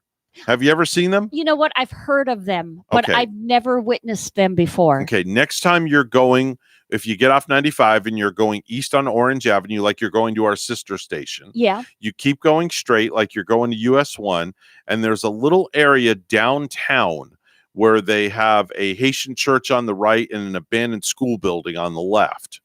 And you drive through there and you'll see peacocks roaming around the streets. The peacocks like to hang out over there? They hang out downtown Fort Pierce. I'm surprised. All the time. I haven't. They're beautiful. Now I have to drive through downtown Fort Pierce just to see this. Absolutely beautiful. Yeah. Beautiful creatures. And they're kind of like a peaceful bird, no? Like, very peaceful. But I didn't know they can get loud. You This leave them alone guy and said they'll they leave would. you alone. Oh, you know what I saw 2 Saturday mornings ago? I saw What? the coolest thing. What? So I was running on Curry Street in Port St. Lucie. Okay. And it was still kind of dark out, but I could have sworn I saw this bird on someone's mailbox. A bird. It not just any bird, it was kind of like a striking bird, and it kind of moved. And so I had to jog back around, go back and see if it was real. Maybe I thought maybe it was just a toy bird or something that they put on the mailbox. Okay. But no, it was a real bird. And Evan, it was a baby owl. Oh, you're kidding me. Wow.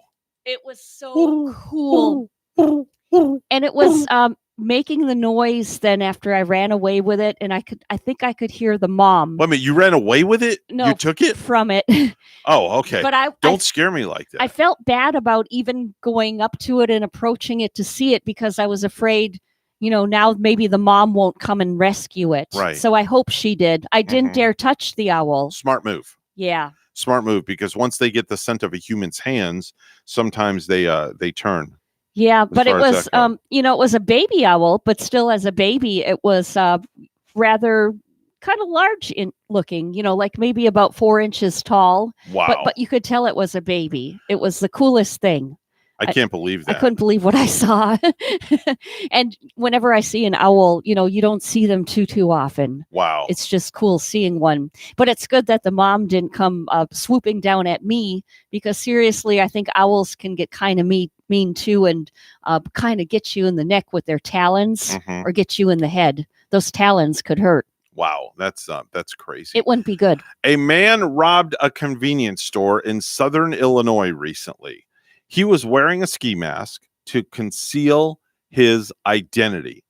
Being paranoid by nature, the robber thought that he may have pulled his ski mask off a little too soon after the robbery and that someone may have seen his face. So what does this brilliant criminal do, Bonnie? Well, within 15 minutes after the robbery, he goes to the police station to find out if there are any warrants out for his arrest. Well, there was a warrant out for the guy's arrest. He violated a number of his parole provisions from a previous conviction, so the police promptly placed him under arrest. Had nothing to do with the robbery, why they put him under arrest, but it was for parole violation. That's why curiosity always kills the cat. The arresting officer searched the man and found the ski mask in the man's back pocket that he used to wear to rob the convenience store. Police already had a description of the robber's clothes and the ski mask. So the mask was identified by a witness as looking like an American flag. The ski mask, the ski mask this patriotic criminal was carrying in his back pocket matched the description. Police even recovered the stolen money from the guy's car, which was parked next to the police station, right outside the entrance. It was in a plastic shopping bag with the convenience store's name brand. The gun was found in the trunk of the car. Our masked marvel is now serving 15 years in prison for the armed robbery and has previously paroled crimes. Wow. That's a lot of time. He's doing There a you lot of go. time. He'll probably be out in about 7 or 8 years, though, for good behavior. Yep. Let's go to Detroit, where police have arrested 5 suspects in connection with the robbery of a McDonald's. Now, according to witnesses, the criminals, who all wore bandanas over their faces, seemed very organized and appeared to even have rehearsed the robbery in advance. Now, how do you rehearse a robbery? How do you do that? Well, how do you rehearse to rob somewhere? Well, maybe they're really skilled thieves, kind of like in the movie Heat. Now, all of those thieves were kind of really skilled because they had meetings, and there's like a professionalism about it. Mm-hmm. And it wouldn't surprise me if somehow maybe they didn't rehearse. Wow. That's crazy. Well, however, once inside the car, one of the suspects threw his bandana out the window and didn't realize it, got caught on the car's radio antenna, where it acted as a waving flagpole for police looking for the car. Oh, man. That's how they found them. So the bandana got stuck on the antenna, and then it was waving. Yeah. It was just flopping in the wind. Oh, wow. And that's how they got caught. But 5 thieves in that heist? 5 of them. Ready to go and thieve a McDonald's. Yep. And they were even rehearsed. They rehearsed it. Imagine that. I can't believe they rehearsed What to do they rob think, a McDonald's. What do they think they're going to get at a McDonald's? I don't know. I would assume at a McDonald's they're not keeping too much cash in the till. No. But were they going to get a Big Mac or a quarter pounder or something? I don't know, but I mean, why rob a McDonald's? Yeah. I mean, what did the McDonald's do to you? That's the way I look at it. You know, why do that? Yeah. I mean, if you're going to rob the McDonald's, what are you going to get? Thousands of dollars? I don't think they have thousands of dollars there. I wouldn't think. I wouldn't consider that. You know, I mean, what are they going to get? An apple pie or something of that sort? I went to a McDonald's the other day because I was in a hurry and I had to get some food. So I walk in and the girl says that you have to use the kiosk to place your order. So I'm like, I don't want to use the kiosk. I'd rather talk to somebody face to face. Oh, or you got to go sit down and do it on an app, right? Right, and or download something their like app. that. Yeah. So as I'm talking to the girl, another guy comes in and he's like, well, I don't want to use this kiosk. I want to order at the counter. So the girl says to the guy, she goes, all right, well, go ahead and order at the counter. So she lets him order at the counter, but she wouldn't let me order at the counter. Really? That happened to you? Yeah. You're that's silly. You know, Evan, you're not having a very good week. No. That really happened where one was allowed to order at the counter, but you were not? Yes, exactly. I'm dumbfounded. I was by not that. allowed. I was not allowed to go up to the counter and place my order. She said, you have to order at the kiosk. And then the other guy came in and he had a little angry tone in his voice. And he was like, well, I don't want to use this thing. It confuses me. I don't know what I'm doing. Yeah. I looked at it and it is a little confusing for somebody that knows a lot about computers. It still was a little confusing. But the fact that she was just like, I guess she didn't want to deal with his attitude. So she just said to him, all right, well, just go ahead and order at the counter. No, especially if you heard that, if they take one customer and that's okay to do that. And I looked at her. They should have treated you. I looked at her like this. Would be okay. I'm like, why can't I do that? That's amazing. And then she's like, well, if you want to, you can. Yeah. And like with this attitude. You know what I did? I'll be honest. I did walk out of a McDonald's just last week because I was kind of disgusted because I had to use that kiosk thing. I wanted to do it at the counter and do it fast. And the drive-through, there were too many people in the drive-through. And then the lady said, no, you got to do it with the app or with the kiosk. And so I just kind of walked out. I was kind of irritated. I didn't want to wait that long either. So I was under the gun with time. Yeah, I definitely agree. 7:45 right now on the Get Up and Go show with Evan and Bonnie. And it's time for news once again, brought to you by St. Lucie Jewelry and Coin. For the best deals in town on any type of precious metals, please go see our good friend, Hawk Levy, at St. Lucie Jewelry and Coin at one of their many locations across the Treasure Coast. Here's Bonnie with the headlines. Good morning. Once again, entrepreneur Richard Branson hurtled into space aboard his own winged rocket ship Sunday, beating out fellow billionaire Jeff Bezos. And Branson took some questions from students. What did you see from space? What you see from space is this wonderful dark sky, and then this incredible blue. We've got these incredible windows, and Dave and Such, they turn the spaceship upside down. So when you were floating, you're looking out of these giant windows back at this beautiful, beautiful sky, beautiful Earth. The nearly 71-year-old Branson and 5 crewmates from his Virgin Galactic Space Tourism Company reached an altitude of about 53 miles over the New Mexico desert, enough to experience 3 to 4 minutes of weightlessness and see the curvature of the Earth, and then safely glided to a runway landing. A hotel housekeeper may have thwarted a mass shooting at the Major League Baseball All-Star Game. 3 men and a woman were arrested Friday night at the Maven Hotel in Denver after the housekeeper alerted police to a large stash of guns and ammo in their room. The hotel is near Coors Field, which is the site of this year's game. Festivities began yesterday and the Home Run Derby is tonight. The actual All-Star Game is tomorrow night. Police confiscated 16 rifles, more than 1,000 rounds of ammo, and body armor. The room was on the 8th floor, and police think they could have been planning a Las Vegas-style shooting. One of the suspects also posted a message on Facebook recently saying he was planning to, quote, go out in a big way. Treasure Coast fathers and their daughters were able to shine like the stars Saturday in Port St. Lucie. It was all for a good cause. WPTV's Josh Navarro has the story. Over a dozen fathers escorted their daughters into Truth Church in Port St. Lucie Saturday evening. The Woodruffs were among those who attended this father-daughter dance.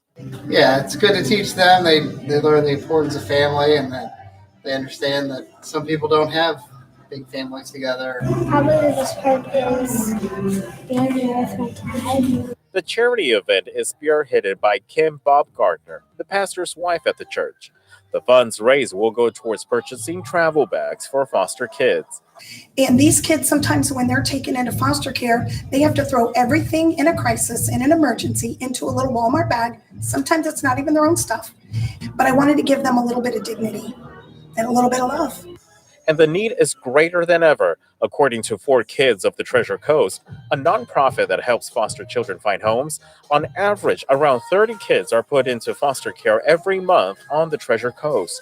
So now that children are able to share their stories, they're speaking to teachers, they're talking to their neighbors, they're sharing what happened during the past year at home, we're seeing these numbers increase sometimes by 5-10 children a month. So we want to make sure that we're doing our part as a community to support families who are saying yes, opening up their homes and giving the gift of family, and opening up their hearts as well to welcoming children into their families. It was a night to dress up and dance. These girls learned a deeper lesson about giving back.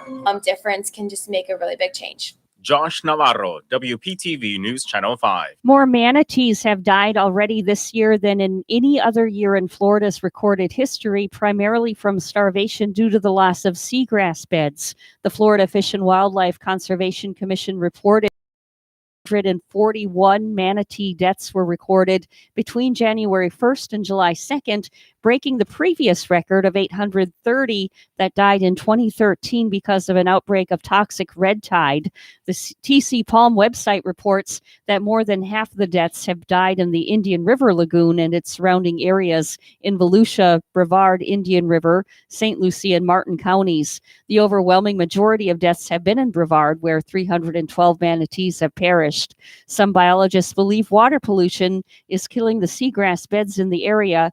Most deaths occur during the colder months, when manatees migrated to and through the Indian River Lagoon, where the majority of seagrass has died off.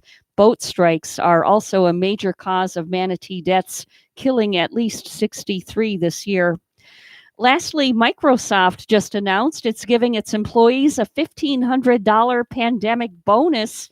And in other nice boss news, a company in Toronto has a new policy that gives employees a $20,000 down payment for a house.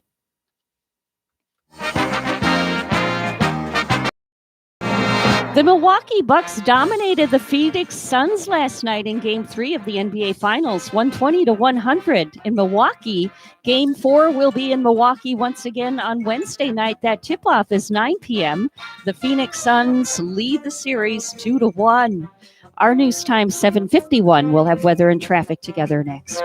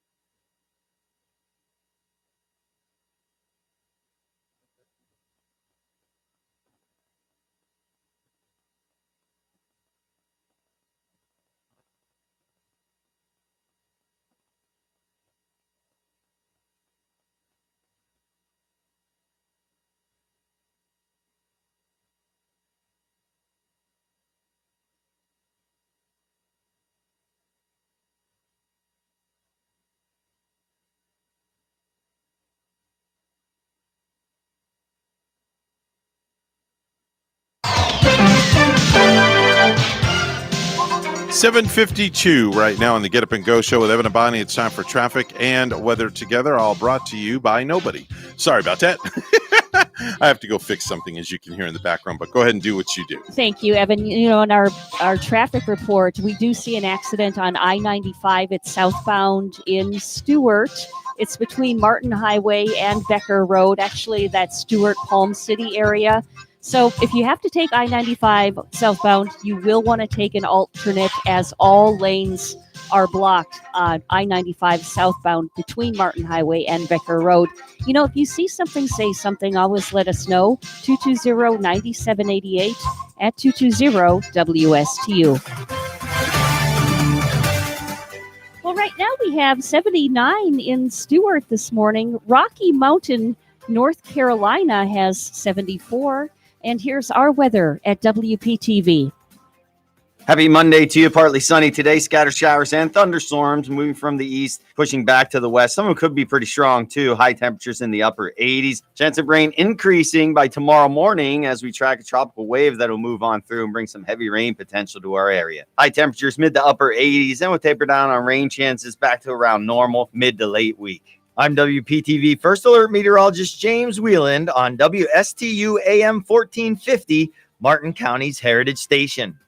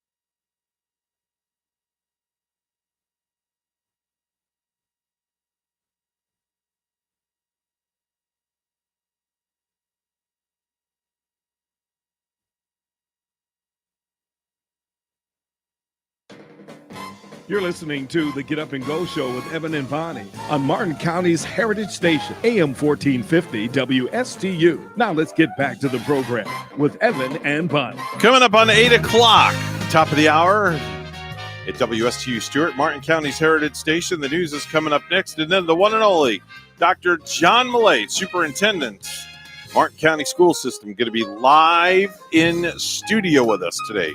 We'll take a short pause. We'll be back.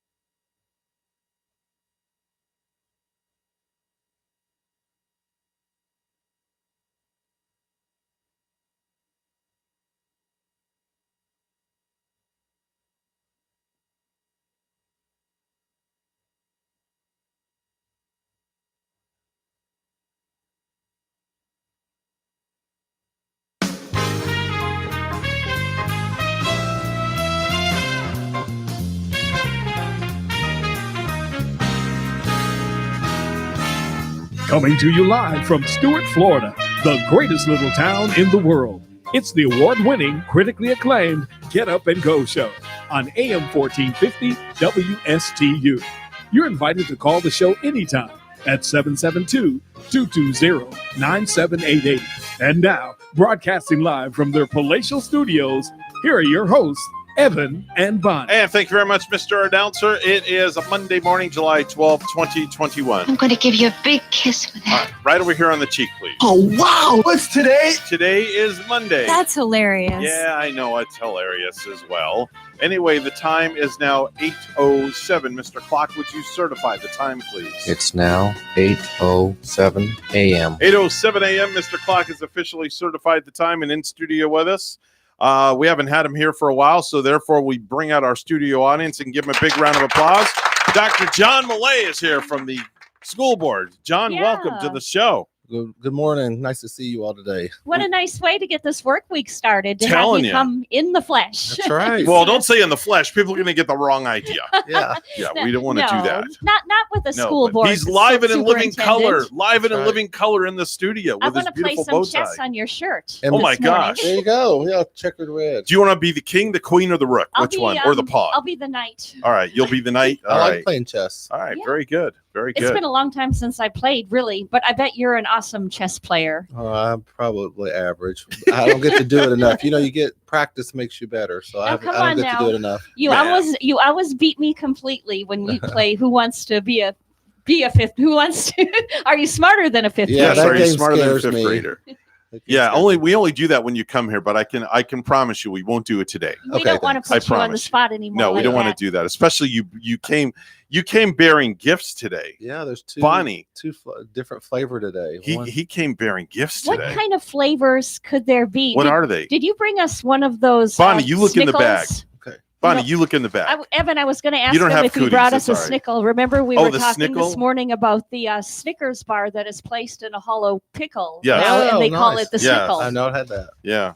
Yeah, Dig there's in there, Bonnie, real quick. Oh, my today and goodness. tomorrow. Oh, What is it? it looks like a raisin bagel. Is a raisin bagel one of Cinnamon them? raisin. Okay. And there's like a darker, fluffier bagel that almost looks like a donut, Oh. but it is a bagel. Okay. And he brought some cream cheese. Oh. so that's Cranberry like orange. that's like What gold kind of to cream us. cheese is that? Well, that's just regular, but then the other bagels are cranberry orange. So I thought I'd Oh, mix it up. For And okay. you. I don't want to stick my hand in the bag and That's all right. just grab a bagel out. That's all I right. don't know if I should do that or not. That's all right. I'll grab You one don't of have- these you don't have raisin cooties. ones. You don't Yeah. have cooties. Yeah. All right. There you go. I trust There's you. a knife in there too. Oh man, Very thank good. you for Wow. bringing. Wow, there's 3 bagels in there. And we were Wow. getting Extra. hungry. Y'all, Man. more for your friends All if you have right. somebody visiting. Okay. You're not going to have a bagel with us. I have them in the Oh, car. he's got him in the Okay. car. He's got a whole dozen Half out in the dozen, and car. I'm bringing a couple back to the office. He's the bagel man. Let's get into our conversation this morning. Let's talk a little bit about nourishing all the kids for success. How important these kids that they need to get a good breakfast to start their day, right? Good breakfast, good lunch. I think everyone listening, if you can remember being in school, if you didn't have breakfast, you remember at 8 or 9 o'clock, you're starving. Well, you're not worried about reading or math. So Mhm. this is a great program from the National School Lunch Program. Mhm. So it's a federal program, and we're announcing again that for the 21-22 school year, Mhm. all students enrolled in district-operated schools continue to be eligible for free breakfast and free lunch with no proof of income requirement. So that's exciting. Every student eats free breakfast, lunch, and then I'll talk about our supper program also that's free. All the elementary schools, Indiantown Middle School has free suppers and afternoon snacks each day. So those sites, students in the community, families can take their students there up to age 18, and they get free supper too. So Hidden Oaks middle schools and all high schools will be able to use their credit debits to purchase a la carte items instead of loading funds into their My School bank account. So that's great. And then even though school meals are free for every student in Martin County, families are still encouraged to complete a school meal application, non-mandatory, but it helps us by visiting myschooapps.com. And that ensures that we continue to be eligible for specific types of funding. Is this like a summer program, or does it go All on year through long. the winter months? All year It's long. All year Really? long. Wow. So Wow, like that's a sometimes you spend lot. a couple bucks per child. There's the program through the COVID relief.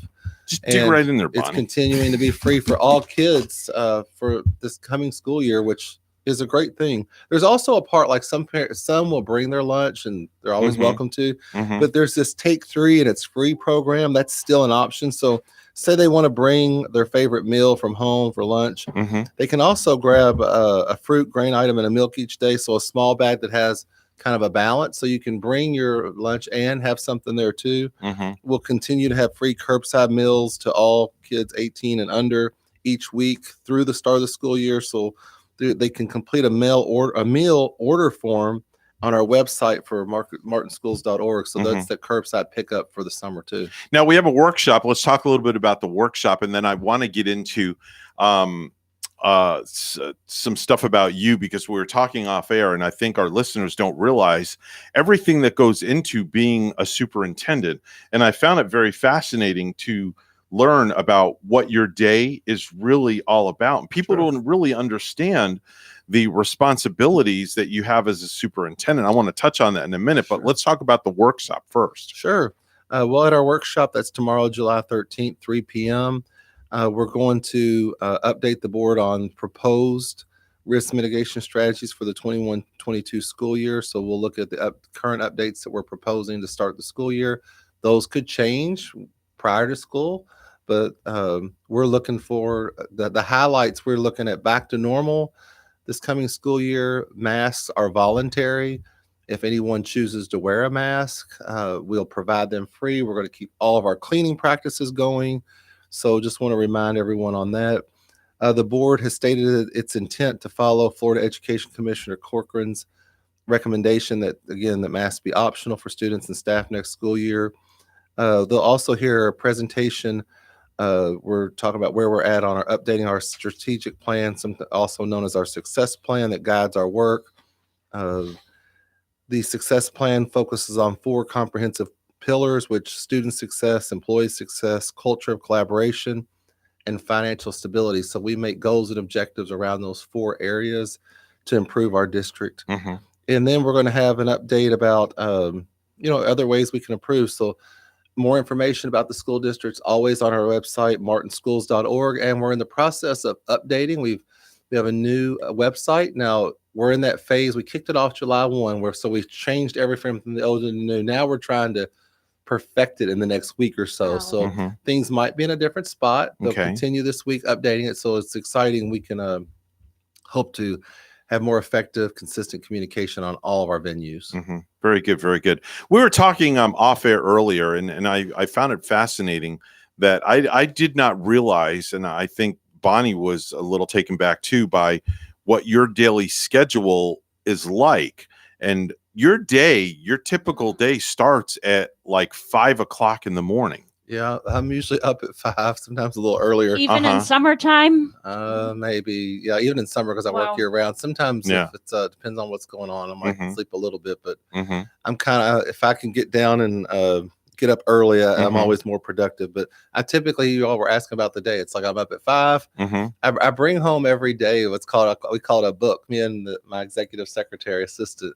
But in this little binder are all the different things that when I sit down can kind of read and maybe sign some extra things. So throughout the day, things for that before I go home every evening, it goes into the book. So when I get up in the morning, usually around 5, I have a cup of coffee, 15 minutes, and then I start my work. So I start reading anything. So I'll be fresh for the day that I've got coming up, make notes on things, sign things. And then when I like to hit the office before 7, shortly right in through there. And we usually meet, my secretary and I, about 15 minutes. We go over everything I handed over, kind of things for the day. And then, I'm either out. Sometimes I start at school, sometimes all throughout the office, but there's always a dozen things in the calendar that are always scheduled. But then there's in between the schedule, there's all the meetings you have to have through the office and commitments that you're making, phone calls, follow up. Wow. I try to make sure I block a little time every day, to make sure I'm checking my email. I have help with that because you get so much email, you got to make sure you're keeping the workflow going. Now you have somebody assist you with your emails as well. Yes. So they check to see which is. Well, they just make sure I look at it all, but sometimes there's some little follow up. Like I have to make sure that we get back. There's some time sensitive. So right. Like maybe there's information someone's requesting and I have my secretary talk to people in my office to get that information gathered for me so that I can reply and respond. So keeping things kind of working is important to make sure. I always like to reply within 24 to 48 hours. That doesn't mean I can have your answer, but typically I connect and say we're working on it. Okay. So that goes on, and then the day usually ends around, if it goes well, around 5:30. I like the way he says that. If it goes well. If it goes well at 5:30, and you get to eat a normal dinner. Yeah. It's so what is a normal dinner? Yeah, I have usually evening commitments several nights of the week. Like tonight, I have Education Foundation. Our board usually meets. We have a work session or meeting a few times a month. Sometimes we have 3 or 4 meetings. Between then you go to community events, and I try to get a workout in somewhere in there in the evening. So sometimes that's late. Right. And then in between, I'm always kind of checking emails and forwarding. So sometimes it's up until 9 o'clock before you get done. I can only imagine being a superintendent or being in the school district, like even like a teacher, that you're probably stretched in so many different directions with different people and the students and the parents and then you're mentioning meetings with staff, and I mean people are just kind of stretching and pulling you from all over, aren't they? It's a large operation. Sometimes people say, oh, we're out for the summer, what do y'all do? It's like, well, summer honestly can be even busier than the fall, because you're closing out the school year, you're doing everything to plan and open the school year, you're trying to get all the buildings ready. And, we're a large employer. We have over 2,000 employees. So if you can imagine, we're the largest food service operation in the county. We think of all the meals, and we have, think of all the payroll, the health insurance with all those different employees, and the hiring, and then processing people out. And just the whole business function of the school is huge. We've got, thank goodness, we have a lot of great people, though. It's not done by yourself. It's a true team. It's got to be a well-oiled machine, right? Sure, it is. It's our school board. We get guidance and collaborate. I talk with each one of them individually at times throughout the week or month. Some more than others, just depending on what the issues are. And then our staff, we're constantly keeping information going, meeting. Are you like constantly getting text and emails? That Constant dinger going off all the time? Constantly. Yeah, I can't keep my phone. I usually have to keep it off where it's not, or it would ding all the time. But having people that are watching, like my secretaries and assistants, that I can get email, I can forward it to different people quickly. And that's all. It's a blessing and a curse sometimes. Smartphones, they make our life easier. They also, you kind of get that where you feel like you kind of got to keep things going all the time. And you do your best. You kind of become a slave to them, to your cell phone. Do you have any weekend time? I mean, do you have a Saturday or a Sunday to yourself? I try to carve in times. Depends on what's going on throughout the school. Now that's when school year picks back up. Sometimes there are things on Saturdays. That's when you can kind of take in an event, or there's you all know a lot. There's always fundraising, community functions, business things. Maybe there's 5 chambers in this community. So by the time you go to some of the different functions that might be going on, but I try to get a little time Saturday. That's when I make sure. Sometimes I make sure my better workouts are on Saturday and Sunday, because that's when I can have a little more time. Wow. Right on. That's amazing. But you got to be available, and that's part of the job. And that's I do love what I do. It's beyond busy. And I'm grateful I have a good team. Well, my hat's off to you. Bonnie's hat is off to you, even though she's not wearing one. And man, I don't know how you do it, but wow, that's incredible. Well, we're trying. The first day of school, August 11th. I cannot hardly believe we're less than a month away. The clock. That's crazy. And little kids, I know, are already going to look for school clothes. I've seen them out buying backpacks already and all sorts of goodies. Oh yeah, getting that started. There's a lot of. And what a depressing time for the kids. I know. We really have to go shopping for school clothes. We don't even want to be thinking about that yet. Our very special guest has been Dr. John Millay. He is the superintendent of the Martin County School System.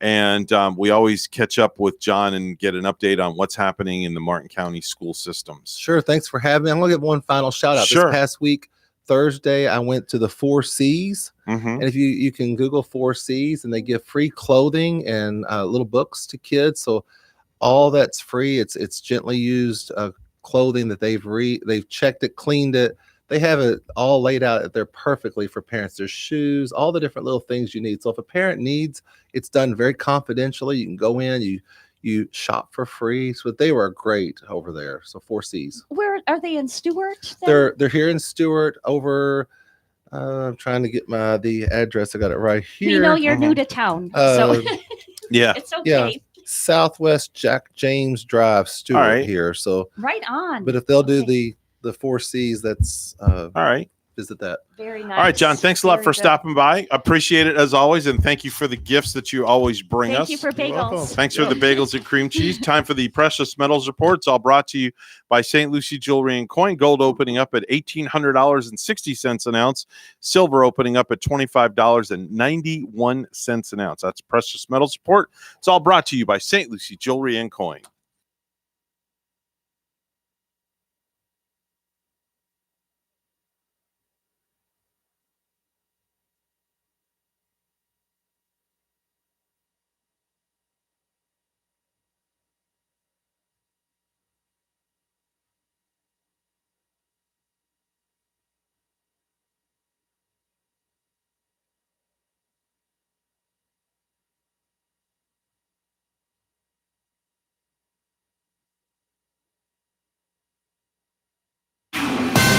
$8:23 right now in the Get Up and Go show with Evan and Bonnie. It's time for news, all brought to you by Florida Blue, your local Blue Cross Blue Shield, helping families take control of their health for more than 75 years. Bonnie's got the headlines. Good morning, Bonnie. Good morning, Evan. The death toll at the Surfside condo collapse site is still rising. We have recovered additional victims since our last briefing, and the number of confirmed deaths is now 90. Miami-Dade County Mayor Daniela Levine Cava says 31 people are still unaccounted for. The tragedy in Surfside, combined with the increase in hurricane activity, have more homebuyers asking questions about the materials used in construction. Normally fixated on marble countertops or the number of bathrooms, more home buyers are getting an education on the materials used to build those all-important exterior walls. People are starting to really, I think, put more forethought into the safety of their family and protecting, what's most important to them. Matt Sitter from Florida Concrete and Products says their trade association developed a program called Block Strong to lay out the benefits to home buyers. Sitter says durability and safety are increasingly important factors for buyers of new and pre-existing homes. I'm Rory O'Neill. Treasure Coast fathers and their daughters were able to shine like the stars on Saturday in Port St. Lucie. It was all for a good cause. Here's WPTV's Josh Navarro. Over a dozen fathers escorted their daughters into Truth Church in Port St. Lucie Saturday evening. The Woodruffs were among those who attended this father-daughter dance. Yeah, it's good to teach them. They learn the importance of family, and that they understand that some people don't have big families together. Probably the best part is being with my dad. The charity event is spearheaded by Kim Bob Gardner, the pastor's wife at the church. The funds raised will go towards purchasing travel bags for foster kids. And these kids, sometimes when they're taken into foster care, they have to throw everything in a crisis, in an emergency, into a little Walmart bag. Sometimes it's not even their own stuff. But I wanted to give them a little bit of dignity and a little bit of love. And the need is greater than ever. According to 4 Kids of the Treasure Coast, a nonprofit that helps foster children find homes, on average, around 30 kids are put into foster care every month on the Treasure Coast. So now that children are able to share their stories, they're speaking to teachers, they're talking to their neighbors, they're sharing what happened during the past year at home. We're seeing these numbers increase sometimes by 5-10 children a month. So we want to make sure that we're doing our part as a community to support families who are saying yes, opening up their homes and giving the gift of family, and opening up their hearts as well to welcoming children into their families. It was a night to dress up and dance. These girls learned a deeper lesson about giving back. Difference can just make a really big change. Josh Navarro, WPTV News Channel 5. Protests across Cuba are sparking demonstrations in Florida. Thousands took the streets of Miami yesterday in solidarity with those on the island. Cubans are upset over economic conditions amid the pandemic, chanting freedom and calling for more COVID vaccines. Just halfway through the year, Florida is breaking its record for the annual number of manatee deaths. 841 manatees died through the first 6 months of this year. And lastly, a sealed copy of Super Mario 64 for the Nintendo 64 just set the record for the most expensive game ever sold. It went for $1.56 million at an auction. This record broke one that was just set last Friday from the same auction house. It was another Nintendo game, an unopened 1986 Legend of Zelda that sold for $870,000. The Orlando Magic's new head coach is a rising star. That's what executive Jeff Weltman says about Dallas Mavericks assistant Jamel Mosley, who was named head coach yesterday. Mosley will be officially introduced at a news conference today. Our news time is 8:27. We'll have weather and traffic together next.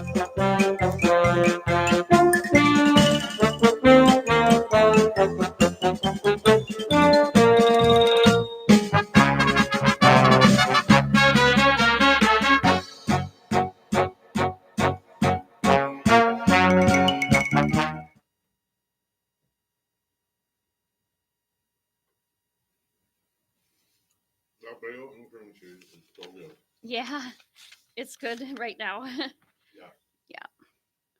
Let's see here.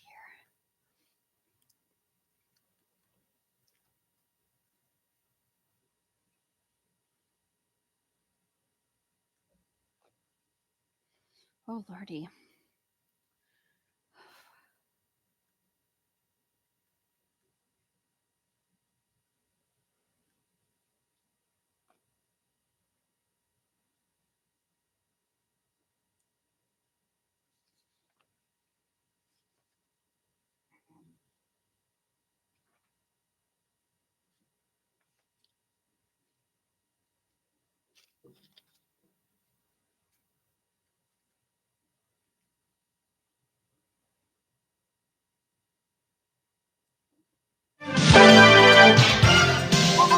$8:29 right now on the Get Up and Go show. It's the Monday morning edition with Evan and Bonnie. It's time for traffic and weather together. Bonnie? Well, Evan, the lanes on I-95 southbound have been closed this morning. There is an accident, and it's between Martin Highway and Becker Road. So I-95 southbound, the lanes have been closed. You might want to take an alternate route.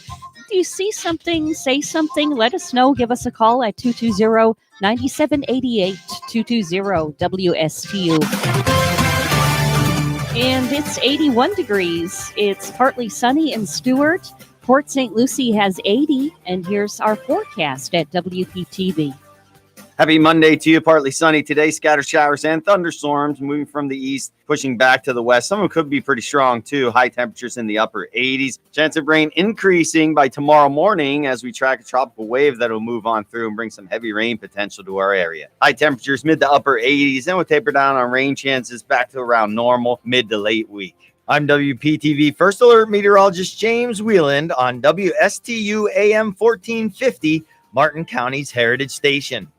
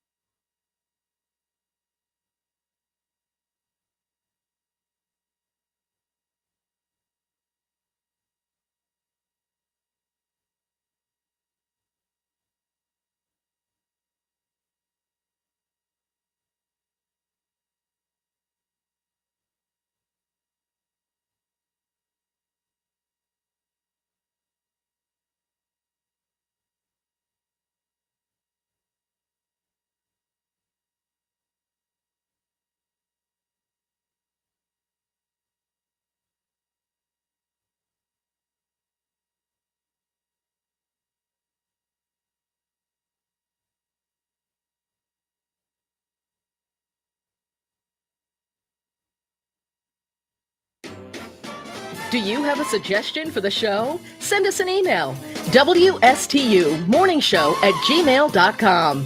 And now let's get back to the Get Up and Go show. Here's Evan and Bonnie. 8:33 right now on the Get Up and Go show with Evan and Bonnie. It is the Monday morning edition, and without further ado, it's time for the Monday morning edition of today's Space Report. Good morning to you, Randy. Good morning to you, sir. Well, it was back on this date in history, in 1966, that the first glide test of the M2F2 lifting body took place. In 2000, Russia launched its Zvezda module, which became the basis for today's International Space Station. And in 2001, the STS-104 Space Shuttle Atlantis was launched into orbit. Well, yesterday was the big day.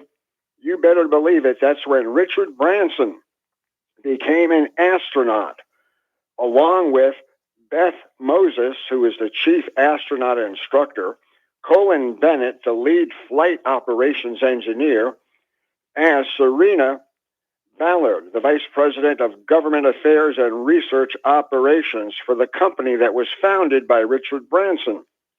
Flying them up before they could launch their vehicle into space was Dave Mackey and Michael Masucci. They were there along with Kelly Lamar and C.J. Sturko, who piloted the VMS Eve, the carrier spacecraft. So there are now 4 more astronauts. Branson, when they kicked in the jets, was pushed back in his seat, and they were off on their journey.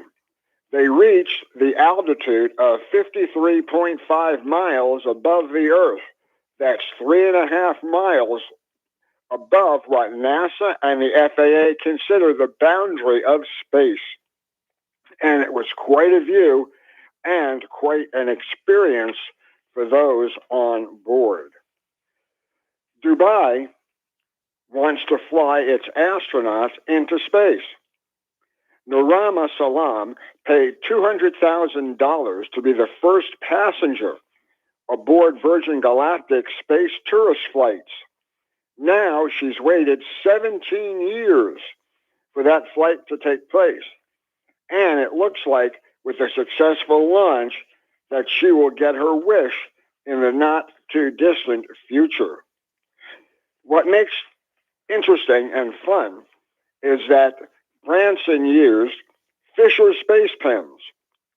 They were the ones who personalized instruments that the astronauts have used on the moon and around orbit. These are pressurized pens that allow them to be used at any height, altitude, under the ocean, whatever. And they're really good, and the Fisher Pen Company now has one with a logo on it for Virgin Galactic. Well, Richard Branson was first, but he won't be the last to go into space. Jeff Bezos in Blue Origin is hoping to make a flight into space on July 20th. Let me give you the differences between Blue Origin and Galactic. Flying above the Kármán line, which is that 50-mile boundary, they basically were able to do it with the Virgin Galactic flight, and they'll also do it with Blue Origin. Blue Origin will use a rocket, while Galactic used high airplanes. Larger windows in space are used with Blue Origin. The escape system Blue Origin has, but Virgin Galactic did not. And flight history, there were 15 safe flights of Blue Origin and 3 for Virgin Galactic. So while there was a disparity, you can certainly see that we have another successful mission. Branson is taking a page out of Inspiration 4X and Blue Origin by tying seats on future flights for charitable organizations. Make a donation to OMAS to win 2 seats on one of the first Virgin Galactic commercial flights. These are estimated to take place next year.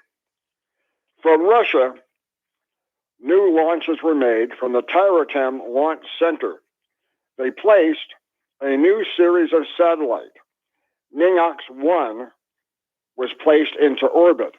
They are an Earth observation satellite, and in this case, there were 5 that were placed into orbit.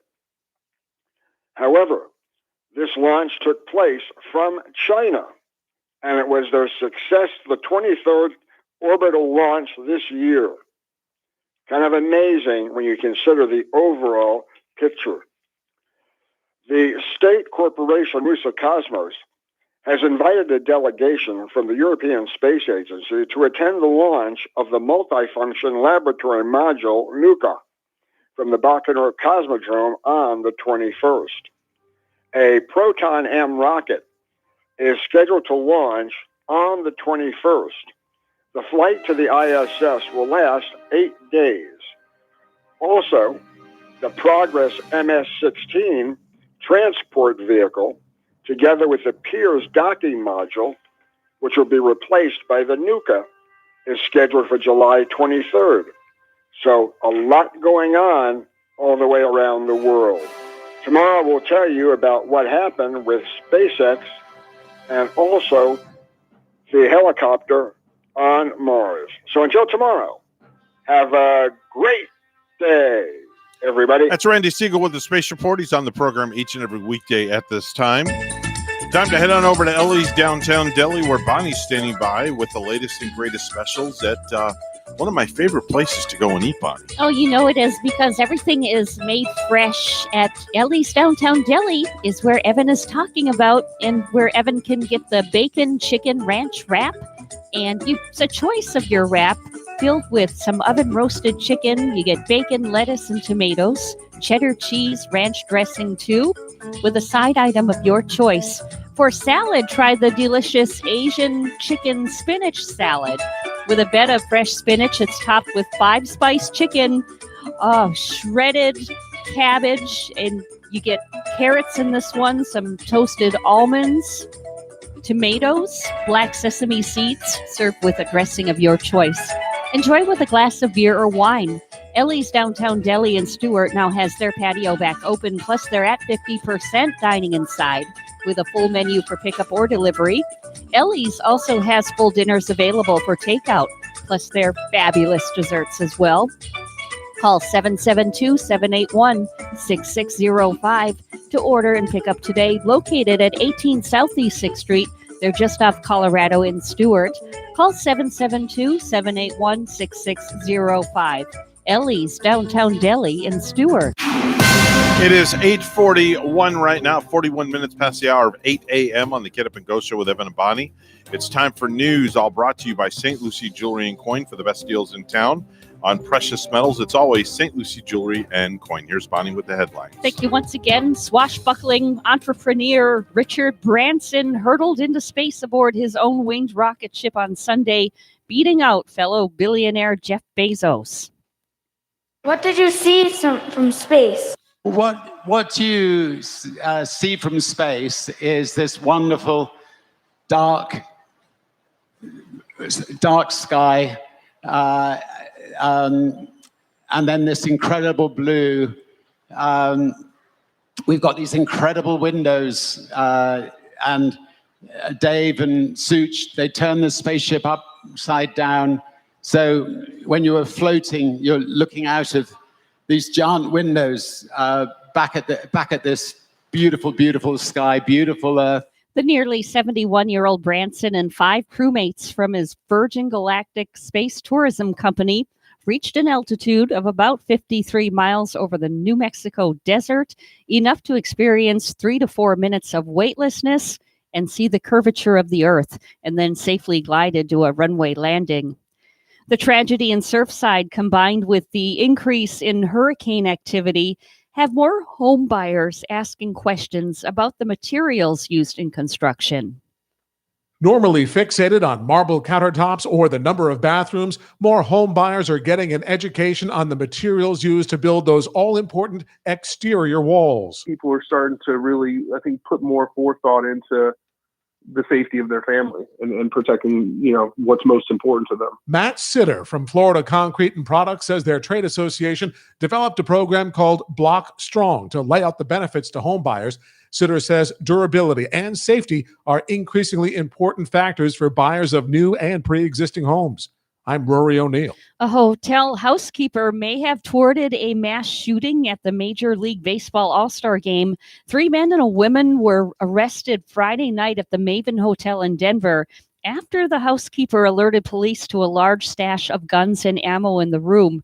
The hotel is near Coors Field, which is the site of this year's game. Festivities began yesterday, and the Home Run Derby is tonight. The actual All-Star Game is tomorrow night. Police confiscated 16 rifles, more than 1,000 rounds of ammo, and body armor. The room was on the 8th floor, and police think they could have been planning a Las Vegas-style shooting. One of the suspects also posted a message on Facebook recently saying he was planning to, quote, go out in a big way. Pfizer says it plans to meet Monday with top U.S. health officials to discuss the drug maker's request for federal authorization of a third dose of its COVID-19 vaccine. President Joe Biden's chief medical advisor is acknowledging that it is entirely conceivable, maybe likely, that booster shots will be needed in the coming months. Last week, Pfizer asserted that booster shots would be needed within 12 months, drawing a rebuttal from U.S. health officials, saying booster shots were not needed at this time. While Dr. Anthony Fauci isn't ruling out the possibility, he says it's too soon for the government to recommend another shot. More manatees have died already this year than in other years in Florida's recorded history, primarily from starvation due to the loss of seagrass beds. The Florida Fish and Wildlife Conservation Commission reported that 841 manatee deaths were recorded between January 1st and July 2nd, breaking the previous record of 830 that died in 2013 because of an outbreak of toxic red tide. And lastly, Marvel's Black Widow had the biggest opening since COVID turned the world upside down, pulled in $80 million over in 3 days. The movie was also available on Disney Plus for an extra $30. It earned an additional $60 million there. Add in the $78.8 million it made overseas, and we're looking at an opening weekend of $218.8 million.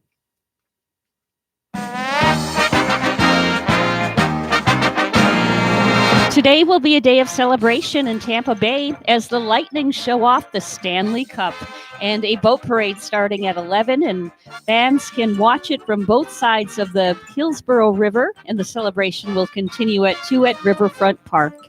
News time coming up on 8:46. We'll have weather and traffic together next.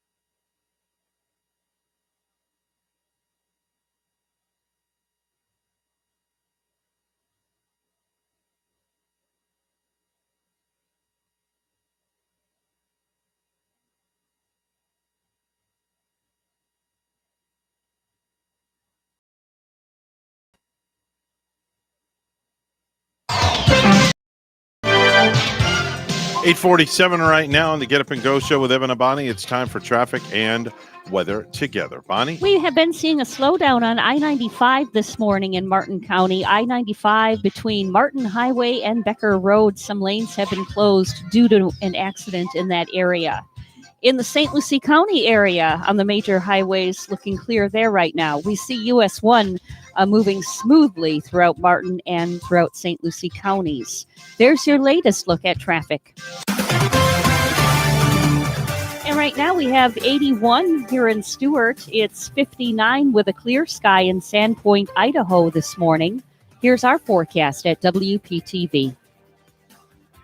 Happy Monday to you. Partly sunny today. Scattered showers and thunderstorms moving from the east, pushing back to the west. Some of them could be pretty strong too. High temperatures in the upper 80s. Chance of rain increasing by tomorrow morning as we track a tropical wave that will move on through and bring some heavy rain potential to our area. High temperatures mid to upper 80s, and we'll taper down on rain chances back to around normal mid to late week. I'm WPTV First Alert meteorologist James Wheeland on WSTU AM 1450, Martin County's Heritage Station.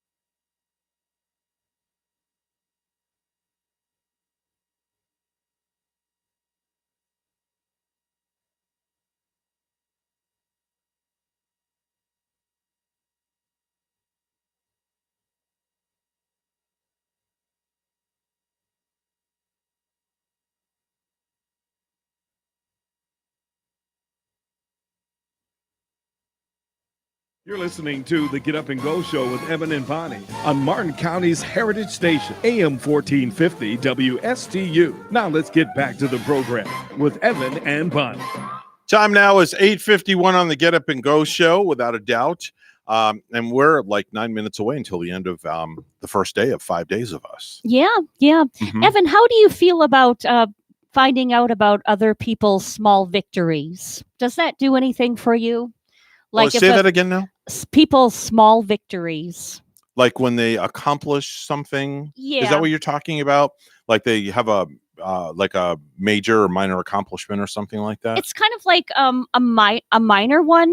So Mhm. like a new survey found that 79% of people love to hear about other people's small victories, Mhm. like for say something like finding money on the ground outside. Oh, okay. Okay. That's a great one. Sure. Something not Sure. too astounding. Finding a or- winning lottery ticket. Right. That's a small victory. Maybe winning $2 on a scratch off. There you go. That's a good one. Or getting bingo, going for the first time, playing bingo, get all four corners or Yep. up and down, vertical or four squares or whatever you want to call it, Or postage stamp. Maybe getting into bed one hour early and Oh, getting okay. that extra hour of sleep. Okay, I Just thought you were going somewhere else there for a second. Oh no, I wasn't going to say getting into bed with someone. Okay, that could be a small victory too. but- Or maybe it could be a big victory. yeah, huge victory, right? never Grand know how you- slam, anything's possible. I know one thing that wasn't a victory, and I'm not knocking you, and I'm not throwing you under the bus. Okay. What was that damn peanut butter and jelly sandwich? That was not a victory. Listen, you opened up the can of worms there, okay? I know. I just Here's what I want you to do. Next time you go to the grocery store, buy a jar of Peter Pan or Jif or Skippy, whatever brand make it sure is. that it's a brand name. Yeah, just keep it in the house, or just go find a darn label and wrap it around the generic one, and they'll never know. Or use equal halves, equal Yeah. amount of the jam, equal amount of the peanut Yeah, butter. there you go. Or here's another one. Do one half of the piece of bread and peanut butter and the other half in the jelly, and then you put the other piece on top, and then they can bite into whichever half they darn well want. Or just make the darn sandwich yourself. There you go. That's the best idea. Just tell them that next time. Listen, you don't like it the way I made it, then do it your way, because I'm not Elvis Presley. It's not going to be my way. All right. Let's go to the phones. Hi, good morning. You're on the air. Yeah, it's a big victory for me too when I get to go into bed with somebody. Yeah. Someplace where it's warm. Yeah, you had to go there, didn't you? Have you ever had that? Have you ever had that problem where you make somebody a peanut butter and jelly sandwich? Poor Bonnie, I feel so bad for her. She made her bonus daughter's boyfriend a peanut butter and jelly sandwich, gave him the sandwich, and he returned it because what was the reason? It was either too much jam equivalent to the peanut butter or Yeah. too much peanut butter compared to Yeah, the in jelly. other words, it wasn't 50-50. but you know what? That's it. Either way, that's a win. You got more peanut butter, cool. You got more jam, cool. There you go. It's a win-win. It's a win-win. I told her next Wow, time these she kids should just. They are picky, man. And I make it thick too. I don't just put that one little cheap layer over the bread and with both. Cheap layer. I make it like big and thick, like a man sandwich, like a man would love. Manwich, like a manwich. Next time just Oh, serve that's them a good. sloppy Joe sandwich. I Get a know. can of manwich Oh, and there's chop nothing meat. wrong with sloppy Joe. Oh man, I don't know you how ever you had can that? screw that up. Right? How can you screw up a manwich sandwich? Have Yeah, you ever can't had that screw up. before? You just grill up the meat, or as you say, chopped meat. Yes, chop And meat. then, just throw the can in there and just cook it up, and that's it, man. That's Throw like it on my. a good white That's my go-to. Like if I ever have a craving for something, I'll get like a half a pound of ground beef, whether it's ground chuck, ground round, whatever it is, Mm-hmm. slap it in the pan, drain all the grease off of it, Yeah. and then put it back in the pan, open the can of manwich, Oh, put that yeah. in the pan, stir it around a little bit, take 2 pieces of white bread and slop it on the tops of the white bread, get a fork and dig in, and you're good to go. And that Exactly. manwich would make a good spaghetti sauce too, when you think Oh, about it. yeah. That wouldn't be bad. Oh. You know, now Manwich has that Bourbon Street flavor. They one. do. Oh, they do. Yeah, but pretty good. Bonnie just gave me a great idea. Manwich on top of spaghetti. Spaghetti. I'm going to have to try that Yeah. because That's a that good gives a idea. new meaning to meat sauce. Yeah, if you like Yeah. that spaghetti nice and meaty. But the bourbon manwich that you mentioned too, Phil, that that sounds kind of good. It was very good. I had it. We got it a couple of weeks ago. I actually sent a picture to Evan on it. I go, hey, look at this. He goes, Yeah. where'd you get that from? I go, grocery store. Hey, so how was the vacation in Tampa? Let me hear about Tampa real quick while It we went have it for a very few well minutes. once we got past the tropical storm and the crummy hotel, and it was Roach Coach. went very well. My legs are nice and tan now, Okay. which is nice. Good. But About time. what do you call it? I went to the rhinoceros section, said hi to an ex-girlfriend, and then I What? went to Wait a minute. Hold it. Rewind. Rewind. We had Old Lang Syne in the rhinoceros section. You had an old girlfriend in the rhinoceros section. Yeah. Okay, it's better than the elephant section. Okay. Well, he was out of the manatee section. I couldn't remember. There you go. All right. Are you serious? You did really run into an old No, girlfriend it's there? a joke. Oh, okay. It's a joke. Oh, you were being mean. You were being facetious. Exactly. Yeah, that's. And here I believed you that, Phil, wow. yeah. And then, but everything turned out good. And a sequel to the story about the hotel. You know, we had Yeah. that crummy hotel. Busch Gardens actually called us up yesterday. Really? Refunded us the money for the hotel. And then on top of that, gave us 3 passes plus quick queues for SeaWorld. What? Yep.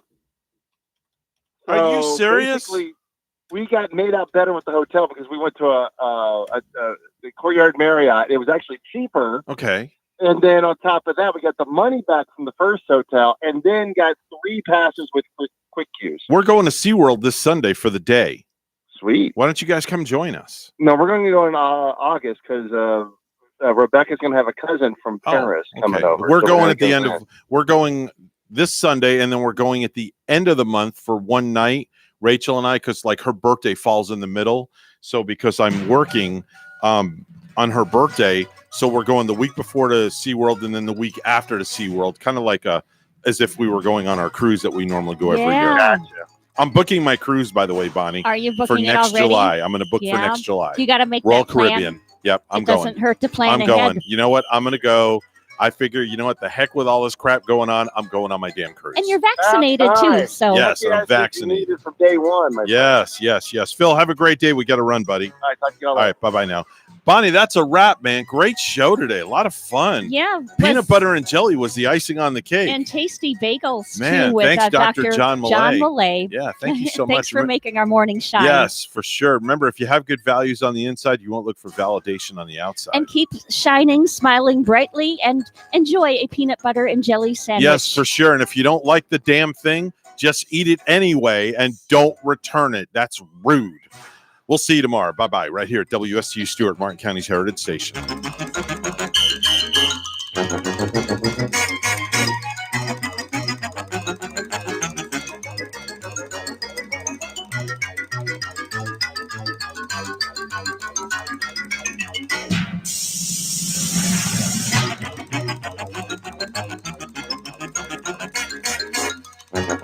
Thank you.